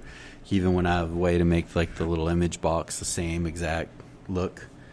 I like the Erik cover better. I love the ant logo that Erik uses. Mm-hmm. I don't mind so much that it doesn't continue like that. I mean, honestly, this kind of bleeds into the FINteresting Conversation topic. I think it is a little weird that Erik has these kind of things where he needs to close out old series, but and we can talk about a little bit about the hint he dropped in the letters column at the end as we talk about it, like how this issue 12 will factor into his ongoing series, which is a bit weird to me too. Yeah, I think it's, I don't know, the lettering's cool. I think that people that are fans of Ant might be turned off by Erik's version because it goes so old school looking. Have either of you heard anything from old Ant fans? No. Not really, but I'm not in the same circles as them. Yeah, that's pretty much it. I think the only place I've ever run into an Ant fan is on Mario's page. Like when I look at Mario's stuff. And so I've not heard one way or the other how old Ant fans feel. Hey, I'd love to hear. If you're an Ant fan from way back and you're also a Finhead who listens to the FINcast, send us that savagefincast@gmail.com feedback. A little bonus FINteresting conversation. Like, tell us how you feel about this. But no, I haven't heard anything. How do you guys like the new logo? It's big. I wish... It's big. I wish that it had a bit more style. It is. Really? Well, I mean, it's the old Thor logo, right? Yeah, just the kind of broken letters with a drop shadow. I mean, yeah, it is classic, but it does. I like it. I feel like it punches you in the face. Like you see, it's huge, but I think that's the charm of it. Well, I wish, you know what I'm saying when I say style is, I'm just saying, like, I look at Freak Force's logo, Yeah, and like how it's kind of cool. It's like a physical shape that occupies Yeah. three-dimensional space. And Right. Savage Dragon's logo is also a physical object that occupies three-dimensional space. And then Ant's logo is just flat. And I just kind of wish, when I say that it had style, I wish that Ant had a logo that occupied, like, it had kind of like a design, the way Freak Force and Savage Dragon's logo kind of have a design. Mm-hmm. I just feel like this logo looks good. I don't have any problem with it at all. It's definitely better than the old logo, for sure. I just don't love it. I just, yeah, like, I think... It's weird because it screams old school, and Ant is as far away from old school looking character as you could get. Yes. That's, I guess, what I would say is I think there's a weird juxtaposition between just Ant's visual, which, like you said, not old school at all. And then you see that Ant logo, and you're just like, whoa, that is like some classic comic looking shit right there. Yeah, but it's fucking eye-catching as hell Yes. to me. I will say that on the stands, it jumps out immediately. Right. So maybe I don't know what the fuck I'm talking about. So Before we get off of cover duty, oh, sorry. I Go want ahead. to talk about the image eye real quick. Oh, please do. So last time on the Savage FINcast, I think after we went off the air, we got into a discussion about the image eye on this cover, on the Erik cover. Well, not just on this cover, but all the Ant. Actually, we may have talked about it in the news last time. Now that I think about it, I mentioned that there was something about the image eye logo on all these Ant covers that was screwing with my head. It reminded me of something, and I couldn't figure out what it was. Mm-hmm. So the image eye. The reason why it makes me think of old school Image comics is because it has the 12 in a box directly under the eye. Because all the original Image comics look like that. At some point, a lot of them stopped doing that, and even Savage Dragon doesn't do that. It has the number on the other side of the cover. On the right side, the big number. A big number, exactly. And that's why it was messing with my head, is I couldn't figure out... And the price, I think, right? Yeah, and the price is in the price box, yeah. Yeah, and the price is... On Savage Dragon currently, the price is in somewhere else on the cover. Yeah, this looks like the 90s kind of image. Yeah, box. exactly. And that's what was... That is what was... So it's interesting to me to see that specific style of image eye plus... issue number plus price. I think because it just wouldn't fit well with this huge logo now. That's got to be the reason, yes. Yep. It's too big. That's what she said. I'm pretty disappointed that the second print Erik Larsen cover, Yeah. I think is a stronger cover than the first print. Really? I like the first print better, but I do like the second one. I'm just going to say it. I think that the Ant butt pose is way more iconic. Yeah, and it's true. I think that Erik should have absolutely put an Ant butt pose on the cover of Ant number 12. At least for the old school fans, right? 100%. Are you kidding me? Like, Ant's butt is her trademark. So it's like, before I think any other comic characters were really working the butt, like maybe fucking, what's his name, Dick Grayson? He was working the butt. Other than Dick Grayson. Dick Grayson? Who? Was it like Dick Grayson? Who's Nightwing? Oh. Yeah. Oh, yeah, okay. So he's talking about the character, not an artist. Okay. Yeah. Is there an artist named Dick Grayson? No, that's what I think. No, that was just the confusion. confused by what you're saying. Oh. Yeah, I was like, what? Nightwing's ass is legendary. Yes. So other than Nightwing and Ant, those are your two ass comic characters, right? And I just feel like, man, the first print people got robbed because the iconic Ant ass pose is totally represented on the second reprint, not represented at all on either the Arson or the Mario pose on issue 12. Kind of a drop ball, just my opinion. But Erik has definitely gotten rid of some of the ass. For sure. which I think is kind of funny. Yep, he de-assed her. He dis-assed her. Get it? Dis-assed her. So, Erik, for the inside cover, which is surprising, used the Mario Gully art from the cover of issue 11. Yes. And he also still has the Josh Eichhorn jabs, which is fun.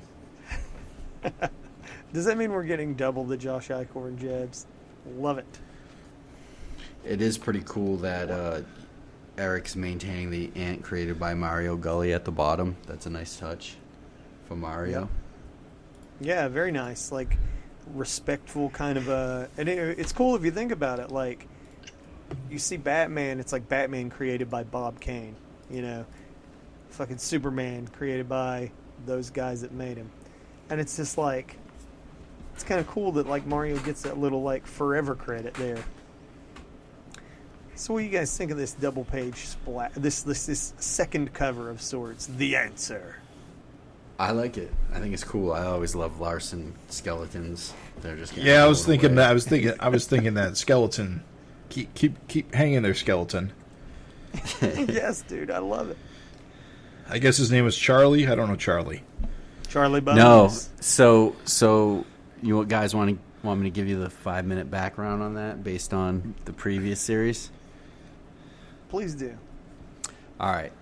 So, starting with issue 10 of The Ant, it introduces us to the superhero called Charlie Echo, who is kind of like the Captain America type super soldier style character. Mm-hmm. And, I mean, Mario's last issue was 11, so 10 comes. Basically, Erik talks about this at the end of this issue 12, but throughout Ant's history on the Image series, the first, 11 issues, it kind of goes back and forth about different origins, and he's had 4 or 5 different writers on this, and they're all writing over each other. And the kind of confusing, irritating thing about Ant is that she doesn't know her origin, and it keeps like being like, no, that's not really it. It's this, and it's like, nope, that's not really it. And so she's like, it's got all these false memories and stuff, and I guess it's whatever new writer comes along who wants to write out whatever the last person did, they're doing it. So in issue 10, what we see is that this super soldier guy approaches Ant in her apartment and is like, basically like, follow me, I'm going to tell you about yourself, like what your real origin is, but we got to get out of here because all these like agents are coming in to grab you soon. So in issue 10, they kind of jump through her apartment and down into the sewers, which kind of sets up this 12. But in issue 10 is where they get into the sewer, and then issue 11 is him kind of talking to her. Oh, you were on a super team. What were they called? Omega 1, which I guess had their own spin-off series. And you were on that team when you were young, and we fought in Baghdad, which this is kind of what I talked about in that FINteresting conversation letter, is that cover we see in Ant 2 that Erik drew. I believe that's kind of ties in with her backstory, because in issue 11 they talk about her on the super team as a youngster going into Baghdad and fighting, I don't know who, but something on behalf of the United States. So it's not Beard Island. Fuck. No. So this Charlie Echo guy is in the sewers with her, and they're getting chased down by all these kind of government agents. And you can see on the cover of Ant 10 these agents in the sewer that are chasing them or whatever. They're like firing on them and stuff. And as they're running, he's basically filling her in on her backstory of how she was on this team. And then that's when we kind of cut to this issue 12, where I think Erik kind of alluded to Mario not owning that Charlie Echo guy. I think the writer at the time owned him on that Omega 1, because that was its own comic. And so I think that's where Daredevil takes his place. Right. So in that Charlie first gets panel, killed immediately. Charlie is fried. So that's his skeleton getting fried. And now he's out of the picture. Nice. Fuck you, Charlie. So basically the gist of it is like most of the Ant series you don't really have to read because it's all just adventures and she's getting fed like bad information on her origin and it's all getting rewritten and changed. And then I would say starting in issue like 10 is where Charlie comes in and it ties into this issue 12. I'm glad that you had that insight because, not going to lie, even though it wasn't one of those things where it's like, I'm just struggling. Like, I didn't struggle. Reading this, I didn't struggle. Like, it was fine. It was just like, clearly it's a story picking up in the middle of a story, so it's no big deal. I mean, it's numbered number 12. Like, I expected that. I was prepared for it. Right. That being said, my God, man, that is some good, like, meta to know. Like, it's good to know. And kind of like you said, it's neat for the reader that Erik included all those covers because you can flip back and see Charlie on the cover of, like, 10. And, yeah, he's on the 2. Apparently 10 had 2 variants. And, like, there he is. So it's kind of cool. Right, and you can see in 10 they're in the sewer, and she's got her hands on top of some of these agents in the sewer water. It's kind of hard to make out. If you had the full issue, you could see it a little better. But yeah, and you know, same thing with like some of those characters in issue 8 and our issue 9. That's that Omega 1 team. Got it. Wow, dude. I mean, it's kind of funny. The meta here is that, like, Ant is, you know, confused because her mind's just not been right. She's been fed a lot of misinformation. Right. But it's also hilarious because Erik's absolutely paying heed to the fucking constant retcons. Like, right, and that's what this series was. It's just ridiculous, the retcons. And the funny, so it's nice. I mean, she's in the sewer. She's about to get told her origin, because that's how it kind of breaks up on issue 11, and then this Charlie guy gets fried. So she's running from these agents. She thought she was going to learn her background, and now she's just on the run. Got it. Yeah, that context actually is nice. I do like it. Feeling really good about the action here. Like I like this issue opening with such action. Like, it's really cool to see Erik, like, taking this in. And again, these classic giant Erik Larsen guns that these guards have been given. Yep. Love them. You love to see them. Anytime you can see them, you love to see them.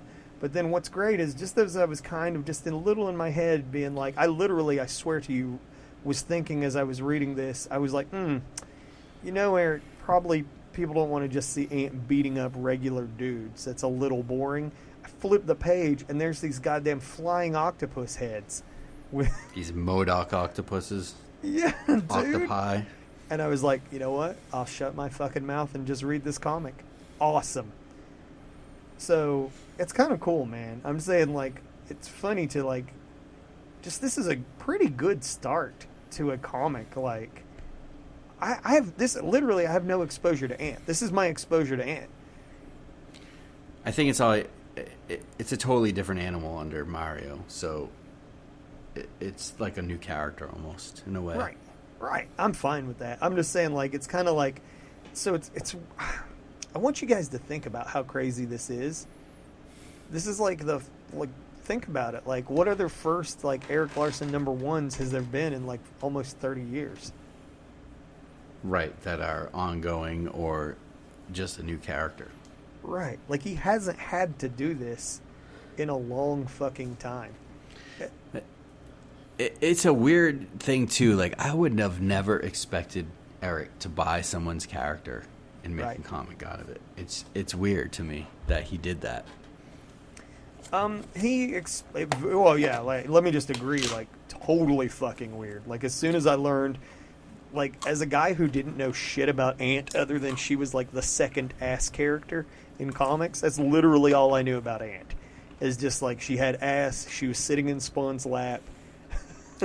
That's literally it. That's all I knew about Ant. And, to learn that Erik, when I first learned that Erik bought Ant, I was like, what the it was the biggest, like, record scratch what the fuck moment. But, man, didn't he explain that he kind of was, like, way more instrumental in Ant's formative years than anybody would have known or imagined? Right.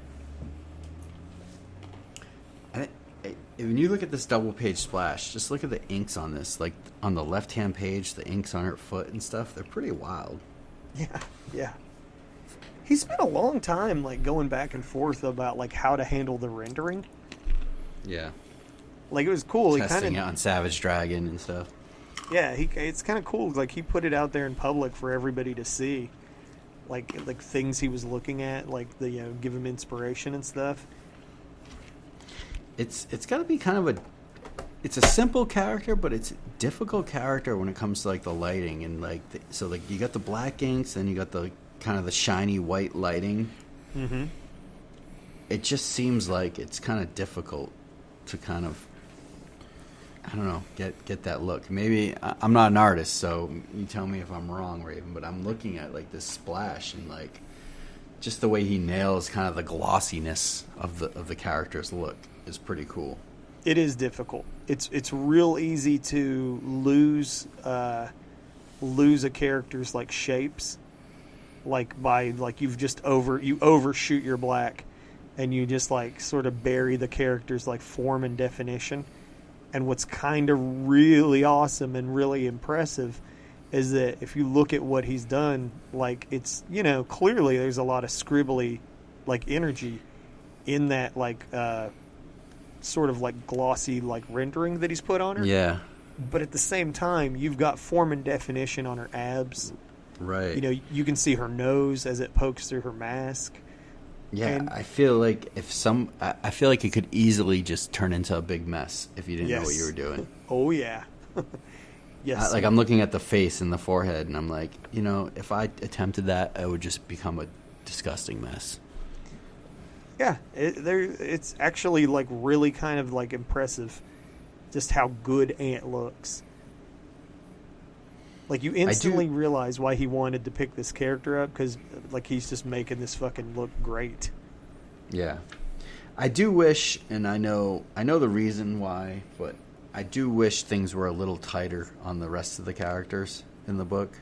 Sure. Like, for instance, on the splash, like, the MODOK type characters are really rough. And Yeah. I feel like that's going to be a turnoff for a lot of readers. Oh, yeah.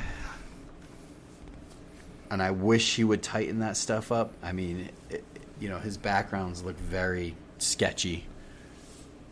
I like it in a way that I know what he's going for, but I just fear that, the overall market that's going to hurt. I think what's rough is that I feel like your Mario Goalie fans are there for hyper-rendering. Yeah. He's very much a hyper-rendering McFarlane-style artist. Right. And I feel like the minute they see this, they're going to be checked out. I agree. And I don't feel it's bad at all. I think it's fucking awesome. I can admit that I went from, like, initially, like, I had reservations big time. I was like, oh no, dude, like, he's not going to fully render it. Like, I don't know if the market will accept that. And then now that I see it, I think it's fucking great, but I just feel like, it's kind of like one of those things that, like, Joe Blow. I mean, here's the thing: is it's hard to get a gauge, right? Because if you look at, like, Twitter reactions, people are shitty about, like, Savage Dragon stuff that I think looks fucking awesome, right? Yeah. And then you bring on Ant. Ant is even less rendered, and I kind of wonder. Or not wonder, but I fear that it's just going to be negative. I don't think they're going to give it a chance. Right. And he's coloring it too, right? I would imagine, but I don't know. I think Eric's credited as. It's produced by Erik Larsen. So it's just flats by Mike Torres, who does flats on Savage Dragon. It says story art and color. So the thing is, Mike's doing the flats, and he's probably coloring the rest of Ant. I think that it looks. I think part of this is one of those things where I think, like, you have to take into consideration. There's, to me, artistically speaking, absolutely fantastic compositions. Like when Oh, you no doubt. include color. Like I'm saying, like the visual of Ant as she is punching all those soldiers, and the background is yellow, and she's in the foreground red, and all the soldiers are green. I'm just saying that, like, that's some fucking really awesome stuff, and the color's part of it. So Right.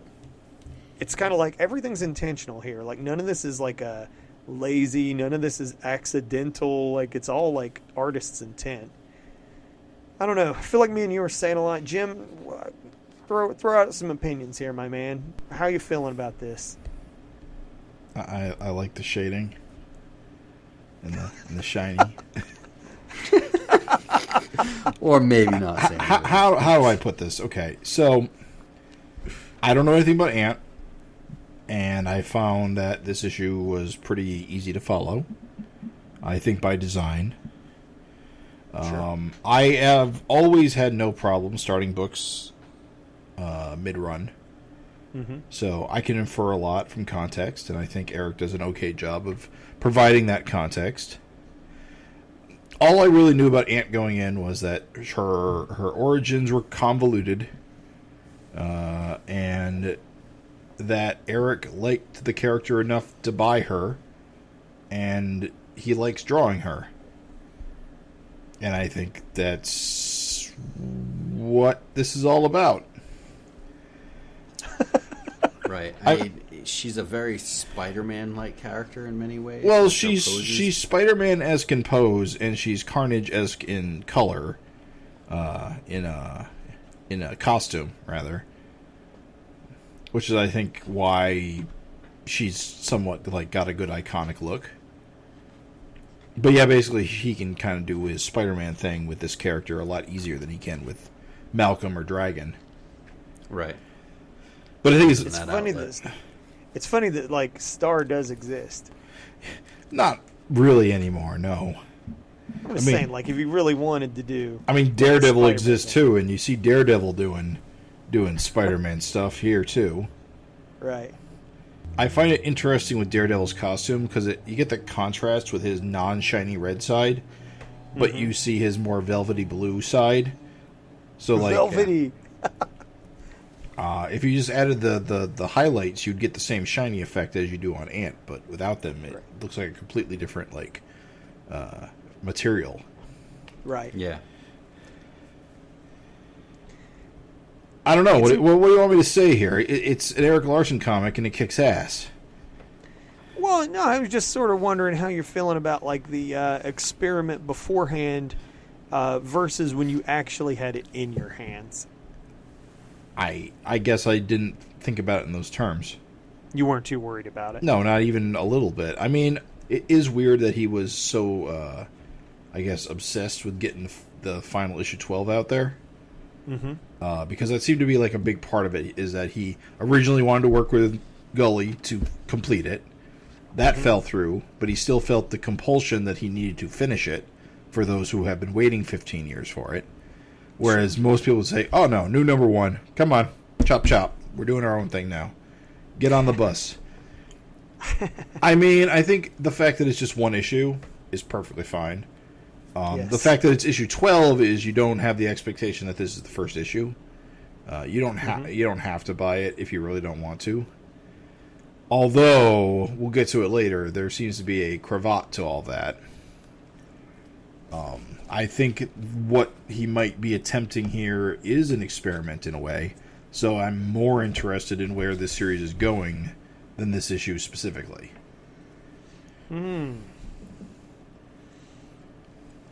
Right. I will say that I wound up shockingly into the look of this. Well, I like the color choices. I like the muted palette, the non-rendered stuff. There's a noir aspect to it, almost Sin City aspect to it. Yeah. It isn't quite as like intense as all that, but by using all the muted like sepias and greens and colors like that, and having your main characters be bright red and bright blue, Right. makes them leap right off the page. Well, what's genius about it, and again, I just wasn't expecting it, is like, pastels. Yeah. Like, there's just so much, everything is so pastel. There's just pastels fucking probably more in this comic than any other comic I've fucking seen. Like, it's just pastel everything. Pastel green, pastel every color of the pastel I rainbow. almost wonder what it would look like if it was black and white, except for Ant. That's what's cool. I mean, it's kind of like what's neat about it as an experiment is that you are almost getting that, where like Ant has the rendering and the brightest color on almost every page. It's kind of neat because the colors give everything visual clarity.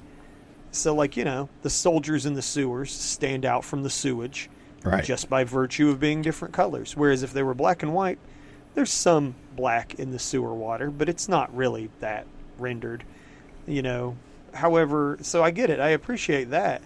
But I'm saying what's cool is you still kind of, like, Ant is the most, like, fucking, like, your eye is just drawn to her at every single panel. Like, she's the most standout thing. Right.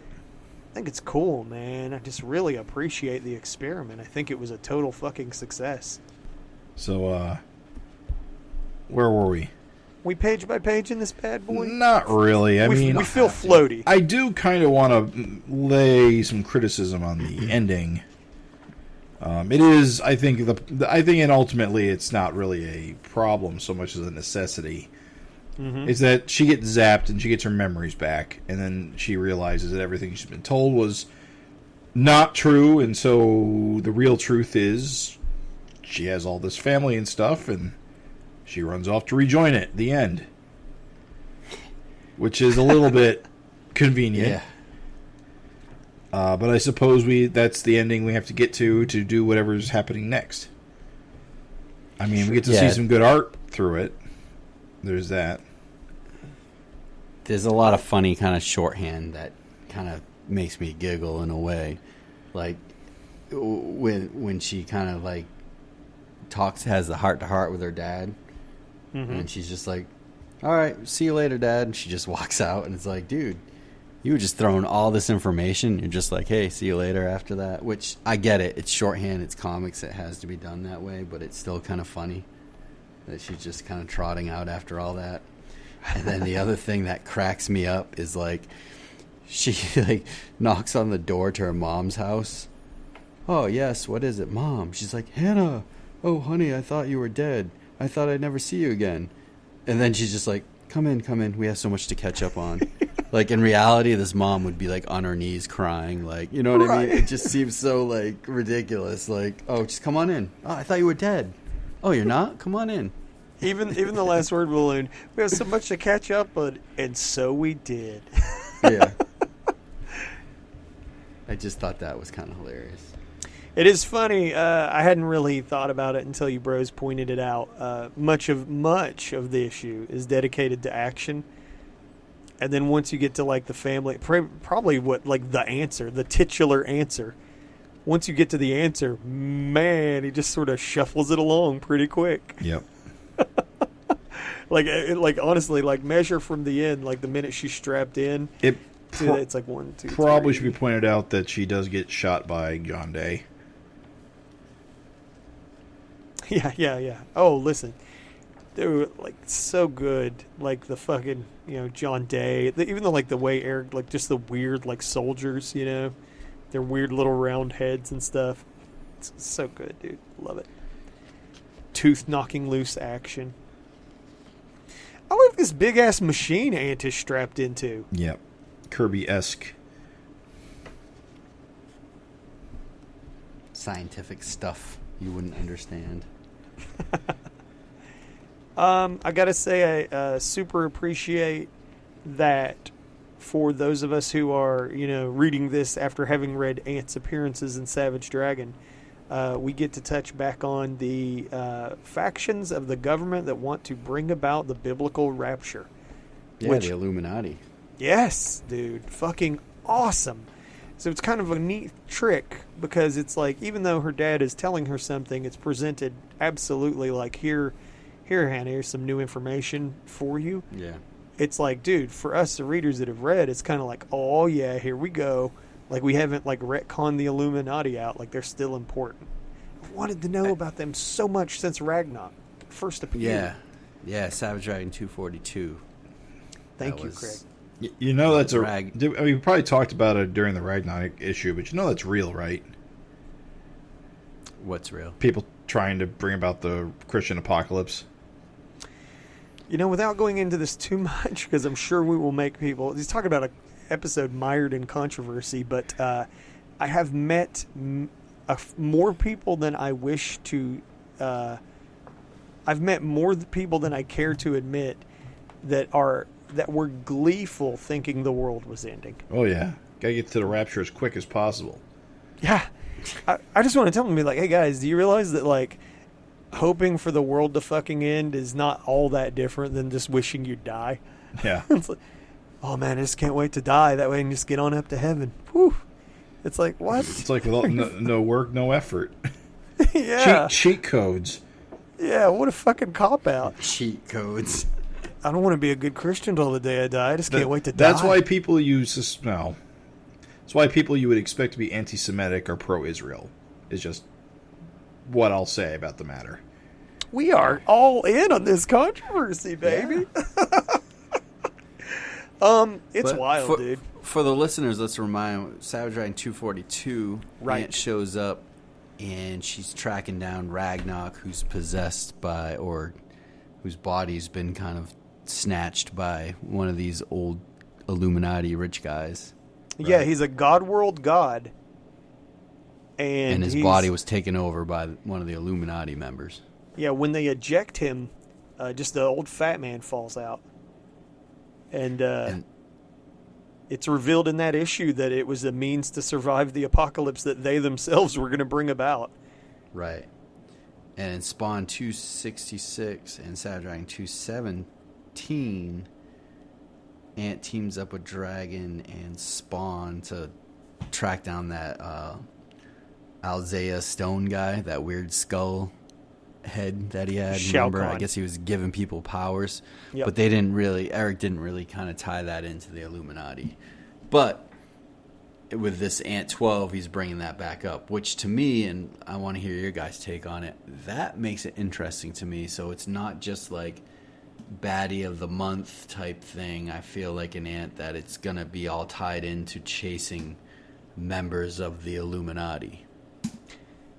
Craig, I have to throw this right back to you, man. Aren't you getting what you wanted? Because this is Erik Larsen dealing with an arc. Right, yes. That's what I'm saying. Like, I feel like if this is what he's going for, it's kind of cool. Like, hell yes, sign me up. That's her purpose, is to chase down these people.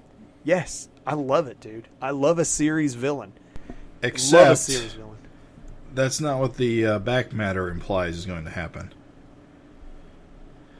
Why is that? What are you getting at? So, Erik explains his motivations for why Ant 12 and all that. And the thing that I find most interesting is when he talks about why he did issue 12 and what issue 1 in the series is going to be about. And let me see if I can find it. And he says, okay, why, at the very end he says, why Ant number 12? Because the work was finished and I wanted to conclude the first image series before I started another so I can move on with a clear conscience. And volume 2 is on its way. It takes place in and around the first volume, touching on events that run and touching on events in that run and putting it all into order. I'll start with Ant's origin and take off from there, detailing her subsequent adventures from that point forward. The plan is to have this Ant number 12 work as both an ending to Volume 1 and the 12th issue of Volume 2, but we'll have to cross that bridge when we come to it. So we are doing the one thing I do not really associate with Erik Larsen, and going backwards. It's weird, right? It's real weird. So instead of going off and chasing Illuminati members like you expect, it sounds more like he's going to go back and retouch on all of the stories from the image run, maybe recontextualize them in some way, but basically, in many respects, retell the same story you've already read, only with the Erik Larsen way of doing it. I disagree. I don't think he's going to touch anything that Mario Gully did. And I think that all can be thrown out because, like we said, it was so many retcons and, oh yeah, this didn't really happen, we were just tricking you, or whatever it is, that he's going to be able to just rewrite different adventures. The idea I think it's getting at is he's basically going to tell us what really happened. Right. This is what actually happened. The series that you previously had was what Aunt thought happened, or wasn't sure it happened because her memories were messed up. But this is the actual story of Aunt. But I also don't forget that her costume was developed by the Illuminati to survive biblical rapture. Yeah. But that was the Illuminati. But that was tied in. But that was explained in. Okay, fair enough. But it's tied into her origin. I think what Craig's saying is that it's kind of going forward. Right. Like, it's not going to just be too tied down with what Erik's described multiple times as an unusable mess. Right. I absolutely believe that it's going to just pick up with the biblical rapture government faction. And then there's interesting things because he says, well, they were in power, but they fell out of power. And it's kind of like, well, he's like, and now they're hiding. It's like, dude, there's interesting things to deal with there, big time. I can definitely see things like them developing other suits that don't make it or drive people crazy and they become villains or something. Yeah. Or like even think about think about the ramifications of this faction that's able to just possess gods. Are you kidding me? Like how much does that power extend into other beings, or like holy shit, what a weird fucking ability, right? Yeah, I'm just a little curious of how he's going to try to pull this off, because I thought the whole point was to get that amnesia type thing out of the way, and now it's like, oh, we're going back again. My hope is this, that it doesn't waste too much real estate dealing with any of it. Because we'll keep this in mind. What seems to be the case is he's got the next volume 2 is only going to be 11 issues long, because it's going to share the same final issue with them. This is issue 12 for not only this series but also the next. Well, how does that work? Does he reprint issue 12 with like extra content? No, we already bought it. We're holding it right now. To 13. I know, but I'm just saying when we get to 11 on his new series, if we get to 11. When we get to 11, we'll find out who Charlie was. Does that mean issue 12 he just skips to issue 13? That would make sense. Or does he do kind of like a, I don't know, North Force Zero, where he just does a different spin on issue 12? As a retailer, I wonder how they would feel about just it jumping from 12 to 13.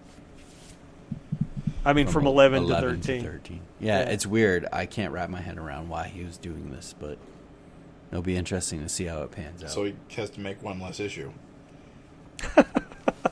You think that's what it is? Got to cut those corners where I can.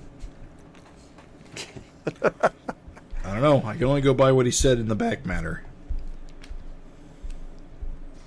I'm fucking into it, man. I'm into it. I, again, have no experience. Like Jim said, no experience with Aunt. No preconceived notions. I really didn't feel negatively about her. I just knew she was out there, and I don't know, time, money, whatever, wasn't really able to, like, get into the character. That being said, dude, Erik is like fucking dynamo, and I told you that I'm thrilled as fuck to think about him tackling a new series, because, like, I mean, let's not be grim here, but, like, how many more Erik Larsen #1s are we going to get? You know what I'm saying? Like, what a treat to get to see, like, him starting a new series. And I just fucking hope it lasts, dude. I hope, like, assholes don't, like, not support this. Like, just please, like, fucking support Ant. Like, I want to see where this goes and how he handles it, and just, I would love to see how he juggles this and Dragon and just makes it work. You know what I'm saying? Right. How cool is it that he reprinted the layouts, like the thumbnails? Oh, very cool. Speaking about back matter, like, what a fucking awesome treat. DVD extra that I was not expecting. Isn't it funny? Like, you look at this and you're like, man, how could Mario Gully just not draw this? Yeah, plenty of action, It took right? him forever, and right? It's like he had this. This was originally going to just be handed to Mario. Mario was supposed to just draw this issue. And to lick that crotch. What's the backstory for the listeners that might not know that I think it's written in this, right? Yeah, it's in there. So he gave him the pages, and there was a scene where Ant had her legs kind of wrapped around the guy's head like she's going to snap his neck or something, and he's like, he licks her crotch, and then there's like saliva on her crotch for a couple panels after that. And I remember when that happened and was posted on Facebook, and Erik was like, nope. And then like a year later, all of a sudden Savage Dragon got all X-rated and stuff. Dude, that was the funniest heel turn.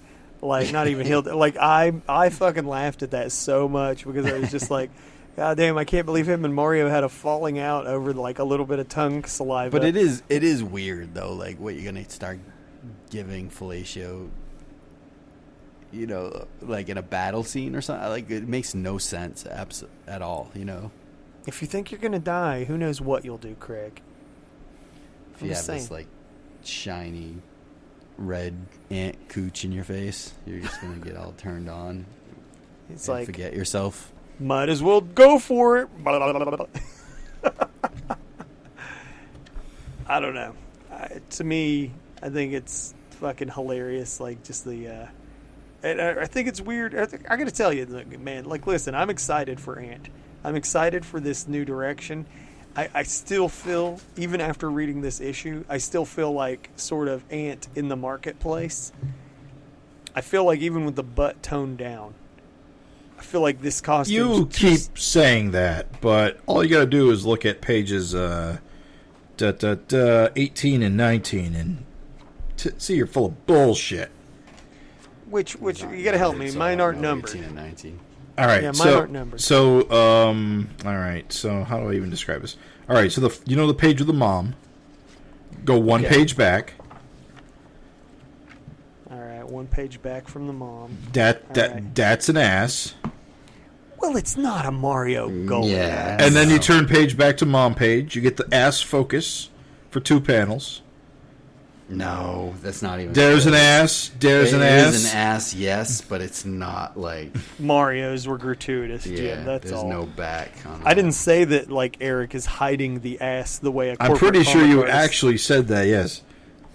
not in the same way that like a corporate comic artist hides Batman's dick bulge. I think you might Like- be over accentuating how much gully ass there was. Look at No, the not at thumbnails all, of the dude. thumbnails. Look at the thumbnails, Jim. Jim, all you have to do is flip through any issue of Old Ant, and it's like, it's excessive almost. No, we doesn't even have to go anywhere. Flip back to the Erik giving the story of how Arya. Okay, look at Ant number 1's cover. Boom, butt right under the thing. All right, Reasonable Flip- size. Flip. 4. Look at number 4, Holy Toledo. Number 7. No, number 7, dude. And look at the cover to number 8. And then look at the cover to number 9. Jim, Number come 8 on. is almost like that Outrage cover. It is exactly like that, dude. Are you kidding me? 9, 10, I don't know. Yes. It's just a butt. 11. Look at 11. Well, I'm pretty Jeez. sure 11 may have actually been a reference to that. Remember, that controversy was at least as old as Ant. No, that was after, I promise you. Big time after, yeah. I'm just saying, there's nothing wrong with that at all. I mean, Number 7 cracks me up. but like, Well, it's here's just the a thing. boob butt shot. You get the dime a dozen. I get that you don't give a shit about butts, but I'm saying it's super. I didn't say I don't give a shit about butts, Raven. I'm just saying there's plenty of Erik butt in this issue, and Erik butt's pretty good butt. It's fun.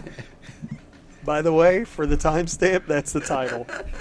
I know you don't give a shit about butts. Listen, here's what I'm saying. I'm saying that, like, I feel like Ant, okay, as a design, I don't feel anything inherently, like, sexual. It's just the human body. The human body itself is not inherently sexual. I'm talking about the market. What does the market think? I think when the market looks at Ant, I think all they're going to see is a sexualized human body. And that's not me talking. That's me talking about what I think the market's going to do. So to try and take Ant in a more all ages direction, I've always said this. I've never been shy about saying this. I think it's kind of a little bit of a wild endeavor. I feel like if the market looks at Ant, they see her ass. They see her skin-tight costume. Jim, you know as well as I do. What's the one thing, like, people that don't understand that, like, why the human form looks the way it does in superhero comics? They say, spandex doesn't cling to muscles like that. Fabric doesn't cling to muscles like that. It's like, we know. Every artist knows. Artists wear clothes. They don't look in the mirror and think, God damn, what's wrong with my clothes? They're not clinging to my muscles. I do. Do you? Well, you're not an artist, so. But Way to rub it in, asshole. You bastard. But, like, the thing is this. I'm just saying that, like, I think Ant's a crazy experiment. I think Ant's crazy as hell. I hope it's successful. I want 250 issues of Ant. I really do. But I'm saying that I think that Ant has an uphill struggle, because I think when Joe Blow looks at Ant, they don't think all ages, regardless of how you turn her around. This doesn't look like McFarlane. I don't know. I'm just saying. I feel like Ant is in a weird place, and I'm very excited for it myself personally. But I feel like to do an all ages Ant is kind of like to do an all ages Lady Death. I want to mention something that's kind of funny as shit. The letters pages, Erik is so, like, over the top of trying to, like, make everything match that he even, like, uses the Anthill letter page, like, header. I was going to ask about why that was squished and squashed like it was fucking 1998. Because that's the way it looks like in all the other comics. Well, he it has looks my permission exactly to, like that in issue 10 and 11. He's got my permission to update that. Like, so I have to presume that it was that way on the first time it appeared, which means whoever did it didn't know how to crop. Well, I'm looking at all the prior issues, and it's the same exact image. Right. Yeah, basically. Huh. I just think it's hilarious that Erik is like, yeah, I'm going to keep it. Dude, he's a diehard. Like, listen, I know we were talking about, like, it's weird, but, like, I think it's kind of cool. There's a part of me that thinks it's cool that, like, he's just got that in him to fucking see this stuff through. I mean, it's shit posting at its most beautiful. I wouldn't describe it as that. Shit posting. Yeah, why do you say shit he's trolling. No, it's a joke. It's sincere. No, I don't think kidding so. me? I think he just wants it to match, and then he's going to move on. He's a completionist, dude. I don't think it's shit posting at all. It's sincere, and that's kind of what's crazy. Because he shouldn't care. He shouldn't give a shit. He should totally move on. The business move to make would have been to start with Ant number 1. A triumphant number 1. Instead, he made sure to do this, like, issue 12. He even said that, right? He's like, I know it's probably against my interests, basically, but I have to close out the series. Yeah, he did say that, actually.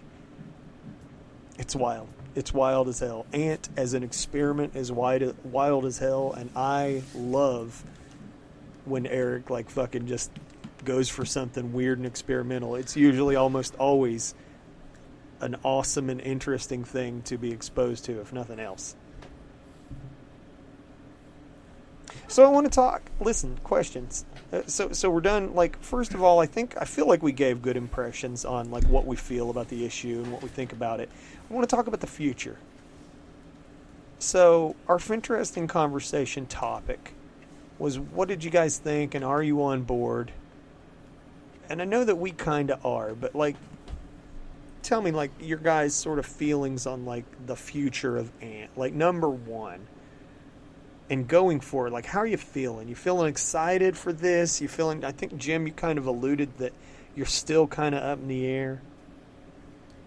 Yeah, I mean, if it wasn't Erik, I probably wouldn't read this. Okay, is ultimately the takeaway I have. That's not. I mean, Yeah, I mean, there's a lot of Erik-isms in this, so that's kind of what the attraction is there for me. Absolutely. But if this had been drawn by Gully, although if it had been scripted by Larsen, I probably still would have had some interest in it. It's hard to say, but really the only reason I'm reading it is because Erik's name's on it. Because I've never, ever cared about Ant. Ever. And you said you still don't feel any particular way yet. I mean, again, I like Ant now because I like how Erik draws her and does stuff with her. So it feels like an Erik Larsen character now. I'm not really as sold on the concept, her premise, as Craig is. But I might get there. We'll see. Craig, the future. I think in many ways I agree with Jim. Like, when Ant came out, I bought issue 1 and 2. 1 to check it out, and 2 because Arachnid was on the cover and Savage Dragon was guest starring. But I was not a fan of the art. I feel like Mario's art, whereas like if he's doing pinups and stuff, I mean he is a good artist, but I feel like he does a lot of amateur stuff. When you get through an issue and you're like, this guy really can't do sequentials as well as maybe, everyone thinks. I didn't think he was good enough to be an Image comic, Like, I feel like his stuff was okay. I just felt like it mimicked McFarlane, but it was definitely not as good. I didn't like the characters that much. I don't know. It just wasn't, to me, it wasn't a quality comic. Mm-hmm. Although the concept and the characters look kind of neat. So I ended it with 2. And same as with Jim. Like, I feel like if Erik didn't do this, I would probably have no interest because it was a little over-the-top cheesecakey. Like, it felt like it was just an excuse to draw, like, tits and ass. But, like, there was no real story behind it. Now that Erik has it, I'm looking forward to seeing what he does with it. I mean, the character's cool looking. I'm not completely sold on this issue 12. We'll see how the issue 1 and the series going on. But this 12, it was okay. It was just a little kind of cut and dry. I feel like he needed to get that setup in, but I think issue 1 really needs to wow me, and I think it needs to wow the audience, or he's going to lose them real quick. That's fair. That's real fair. I kind of just mirror a little bit of what you said there, is that I really did enjoy the issue as an Erik Larsen fan. I did not feel particularly blown away by it, and I'm glad for that reason, I'm glad it's a number 12 and not a number 1. Right. And when number 1 comes out, it needs to be a fucking barn burner. I mean, Savage Dragon number 1 still hits like a motherfucker, and it's been almost 30 years. Yeah. So I just think that if you compared like Savage Dragon number 1 to this Ant number 12, it's no contest. No. Like, it's a significantly better number 1. So that's a good point. So that being said, I really, really hope that he just goes fucking all out for Ant number 1. For some reason, I'm super into the concept. I really love the idea that there's this government faction that is evil. I don't think Erik's done too much with that. And I think that there's a character that exists in name only, Gadget Man, and I'm just super fucking intrigued about the idea of Gadget Man and Ant, like just being Ant just going out on missions. The idea that I have in my head of Ant is that she kind of just goes around, so I don't even have her tied to like one city necessarily. But again, there's all kinds of things for me to be very, very excited about with this. It's another character in another city that is not Chicago. It's a character that, for all intents and purposes, seems to travel, which is awesome. We haven't seen much of that in Savage Dragon. Like, usually it gravitates around a city and then that's it. Whether it's Toronto or Chicago, Savage Dragon is like placed in one location. I think that it is a chance for Erik to deliver some arcs, which is something that Savage Dragon has not done. And honestly, more than anything, I think it's just cool to see Erik experiment. And so I think that this is a kick-ass book for the experimental visuals.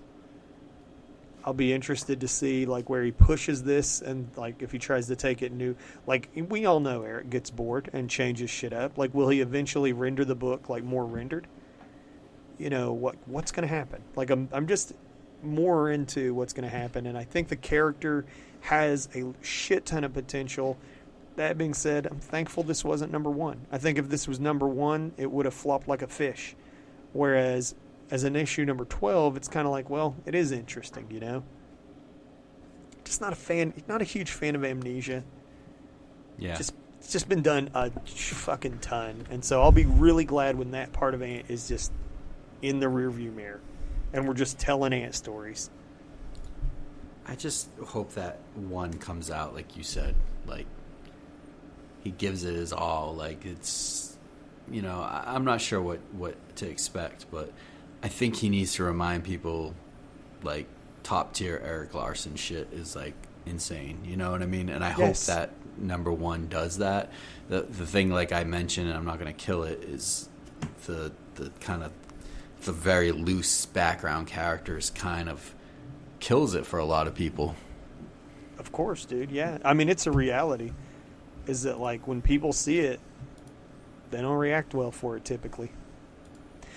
We have seen something I think to give hope is we've seen other Ant like previews, the kind of one where she's like beating up the DC Batman Rogues Gallery pastiches, and it seemed more rendered than this. Yeah, I forgot about that. It's a good mention. That's a weird group of characters, and like, how does that tie in with the Illuminati, if at all? I think there's going to be interesting things, man. I mean, New York is where most... It's in New York, right? Yeah, I believe so. So New York's where most of the Marvel heroes are based around, and I just cannot see Erik with his love of doing, like, comics meta. I can't see him not, like, leaning in on that and having fun. I just can't see it. I feel like we're going to get some Daily Bugle, fucking Fantastic Four, Baxter Building. I just feel like we're going to get some Hell's Kitchen. I just feel like there's going to be fun had with this title. I hope so. We'll see. And even, like, the appearance of Daredevil suggests that, like, we could even see more SOS stuff. That's true. Right. The SOS has been so absent from Savage Dragon, and I mean rightly so. But I'm just saying, like, man, are we going to get, like, backup comics like we do in Savage Dragon? Like, it's just, there's a lot of potential here, dude. I feel like if he wanted to, I feel like this could be a fucking incredible kick-ass thing. Just, we'll see. Do you think that Erik just keeps all the writing and penciling, inking to himself, or do you think he could open it up down the line to like guest writers or something? Kind of like what McFarlane did. You want to know what I think versus what I want? What's that?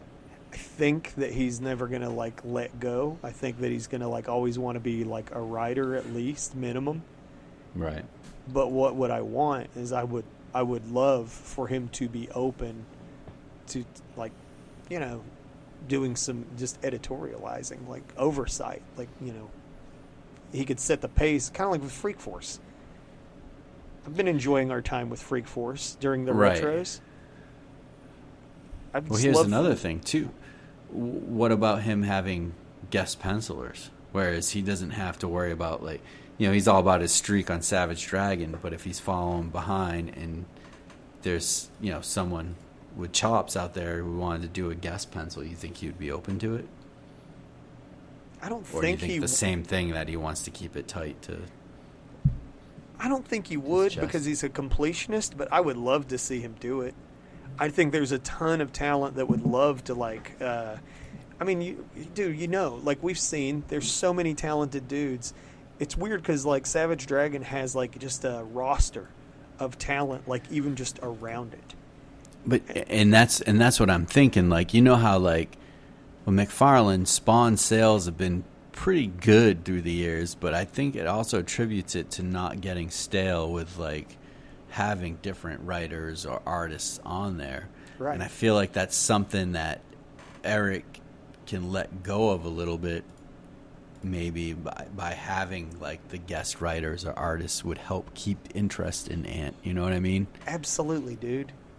Listen, that's the thing. The only difference between Kirkman and Erik is that Kirkman is more than willing to bring on like extra collaborators.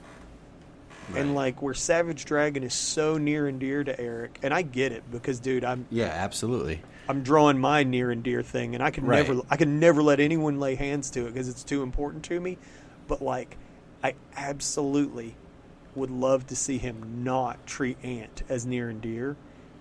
And you got to imagine, I mean, it's not even a character he created, so he doesn't have that attachment. Right. And we're not even talking about, like, it doesn't even have to be a constant reboot mess like the original Ant series was. I'm just saying, like, fill in artists here and there, just drum up excitement. Think about Kirkman's a great example, because Kirkman's got Larsen vibes like crazy, obviously. He's like a son of Erik Larsen.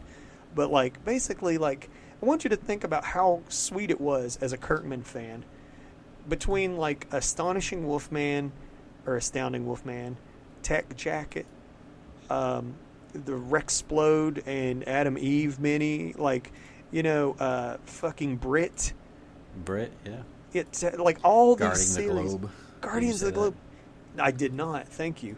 Think of all these series, and it's like, yeah. For your purist, you had Invincible, and that was Kirkman, and that was Otley, and that was like, Corey Walker, and like I get it. That remained pure, but then Kirkman let himself be open to letting those other series be worked on by other creators, and man, I think that a lot of gold came out of that. What about you, Jim? Would you like to see that sort of like level of... Would you like to see Ant open up, or do you want it to be Larsen pure? I could see it going both ways, to be honest, for the same reasons you guys do. I'm mostly here for Erik's art, and his writing, of course. If Erik left, would you drop it? Probably immediately. Wow. Yeah. I'm surprised. What about you, Craig? If Erik's at least writing it, then I'm here for it. But if he's not, then no. What about editorializing it Freak Force style? It would really depend what writer came in to replace him. It'd have to be someone that I would give it one issue to wow me. And if it did not, then I would be gone. One issue, huh? One. Done. Wow. And you're still reading crossover. It's crazy. I'm just kidding. I like that idea, Craig. I like that idea a lot, dude. It's not that I don't want Erik to do 2 books. I totally fucking do. But I could see a scenario where Erik gets overwhelmed doing 2 books and decides, no, Savage Dragon is suffering too much. I must end Ant. Or the other side of the coin is he could be like, oh, well, Ant didn't perform, and so I must, end Ant. And I just wish that instead of the conversation being, I must end Ant in either of those scenarios, I must end the Savage Dragon. No! No! Don't break the streak.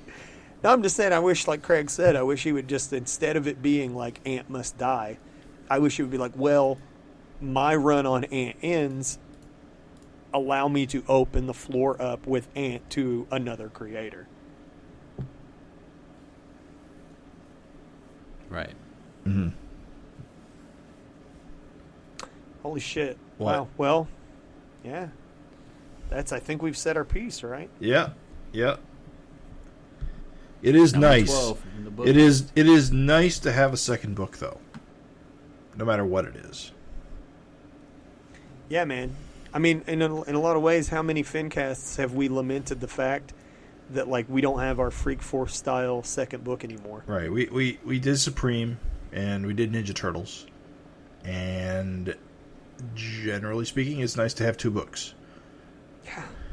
And to finally get Ant, because how many years have we been Talking about Ant a long time. 4. We'll have to do some research whether this was longer than Scooby-Doo van. The Scooby-Doo van, yeah. How long that went from what the fuck is that to Kung Fu, Giant Size Kung Fu Bible Stories. You know, it's funny. I wonder sometimes if we taught Erik not to throw out things he's thinking about, because the romance. Because we just keep bringing it up. Right, in every interview. The romance movie plot, that's done. He said in an interview that he killed that. The Ant finally came out. The Scooby-Doo Mystery House. Wait, what's the romance movie plot? Remember, he talked about this. He wrote us. He was either wrote or was writing a romance, non-action romance movie script. Gotcha. Yep. Yeah. Just to say he could. Just for fun, yeah. It's so strange. You know what? Less strange than you think. I mean, like artists and creators always want to like explore. Well, think about it. Erik has always been kind of negative about the possibilities of Savage Dragon the movie, but he never said anything about he didn't have ideas for movies. Right. They're not Savage Dragon. I thought all he thought about was Savage Dragon.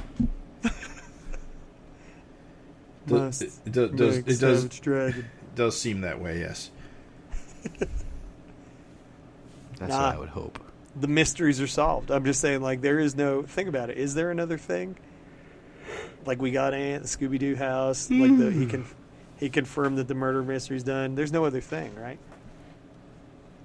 There's always something. He's not buying another comic store. I forgot he bought a comic store. He's not selling us fruit pies. Home run pies. One last question. There is actually something we haven't addressed. Talking about Savage Dragon being precious and how he never wants to see a Savage Dragon like cartoon series or movie really ever again. What do you guys would you like to see? Would you like to see Ant get some multimedia treatment? I mean, I think it would be more for Eric's sake, be viable. It's very viable. But again, I think it's a case of Erik not really interested. He would have to give up too much control. I asked what you would like to see, Mr. Purcell. What would you like to see? Reality. I don't think that Erik would be as concerned about control with Ant. Again, he didn't create the character, so I don't think he's... Oh, yeah. Cash the check and go fuck yourself. I'm just saying I would like to see him make some money with Ant. And if it means a TV show on Amazon... It's the Alan Moore way. Make that money, dude. If people want to, like, turn Ant into some fucking property, let them. Ant statues... Ant action figures, like, get out of town. You tell me what an easy action figure that'd be to make? You just make a form and you paint it red. Case fucking closed. Any toy maker would love that shit. Are you kidding me? Let's be real. Raven Perez would love that shit. Raven Perez would love that shit. Come on, cosplayers. Ant. Come on, e-girls. Ant. All right. Well, I think we said our piece. I think we got to take a look to the future. To Savage Dragon 260.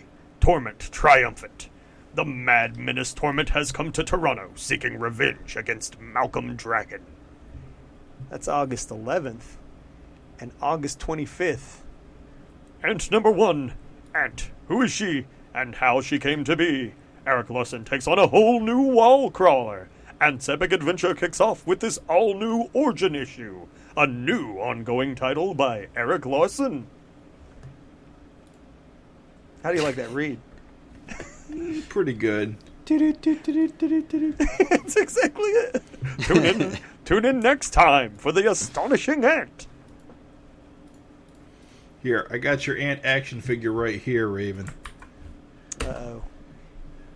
It's Nothing a picture of his nothing pants. makes good podcasting like a visual. Yeah, see what I'm saying? For the listener only, Jim has sent me a super dick picture. It's just painted red. God damn it, Jim! Where'd you get that red paint so fast? No, it's just there's a new drawing figure, and it literally has a face that looks like ants. Like if you just put an antenna on it, it'd be perfect. It's actually not. It's not really a drawing figure. It's a blank action figure for customs. And they have a red version, so all the skin is red. But is it like red chrome? No, it's not red chrome. It's the That's paint. when You got to paint those black swirls on. I don't want to paint black swirls. I want chrome. I want them to reflect my. That's reflections, right? Right. I want to reflect a reality around me, man. I want to see my face in Ant's ass. Well, there is a silver one. There's a statue that came out. Of Ant? Yeah. Oh, now I gotta Google. Well, I believe that. I mean, that's the kind of thing that statue makers would kick down your door for. That Ant license. In 2005. Well, it's pretty cool too. It's not as chrome as I would have liked. I mean, I don't really read her as chrome. You don't see all that shininess as chrome? I mean, I see it as like gummy stuff. Yeah, I see it more as gummy as well. It's more plastic, rubber. Like this statue is not correct either, because it's not. It doesn't quite have the. It's hard to explain, but no, I don't read it as chrome. It's definitely more rubber to me. I bet I know what you're saying. It doesn't have that wet look. Right. It doesn't have the wet look. The statue we're talking about, yeah. Glazed. Is there a material? Yeah, glaze. Yep. I was literally about to say, is there a material that has that wet look? Glaze. Goddamn, Craig, you're a genius, dude. Try. Wow. Hey, man. Ant, I think it's fucking awesome. I think it's exciting. I'm excited for it. Who would you cast as Ant in the Ant movie? I think it would have to be a CGI movie. I think it'd have to be Jennifer Lopez. She's too old now. Yeah, you might want to check your... Kidding. She still looks... What? Are you I'm kidding? not saying she doesn't look good. I'm just saying she's too old now. Yeah. You definitely got to go younger. Okay, who's the new ass girl? And lither. Lither? That's not a word anyone uses. What was the word? Lithe. No, but you said lither. Yeah, lither. Lither. Either, leather, lither. I think we're going off the rails. Yeah, dude. I think it's time to end this. Put it out of its misery. Straight into the ground.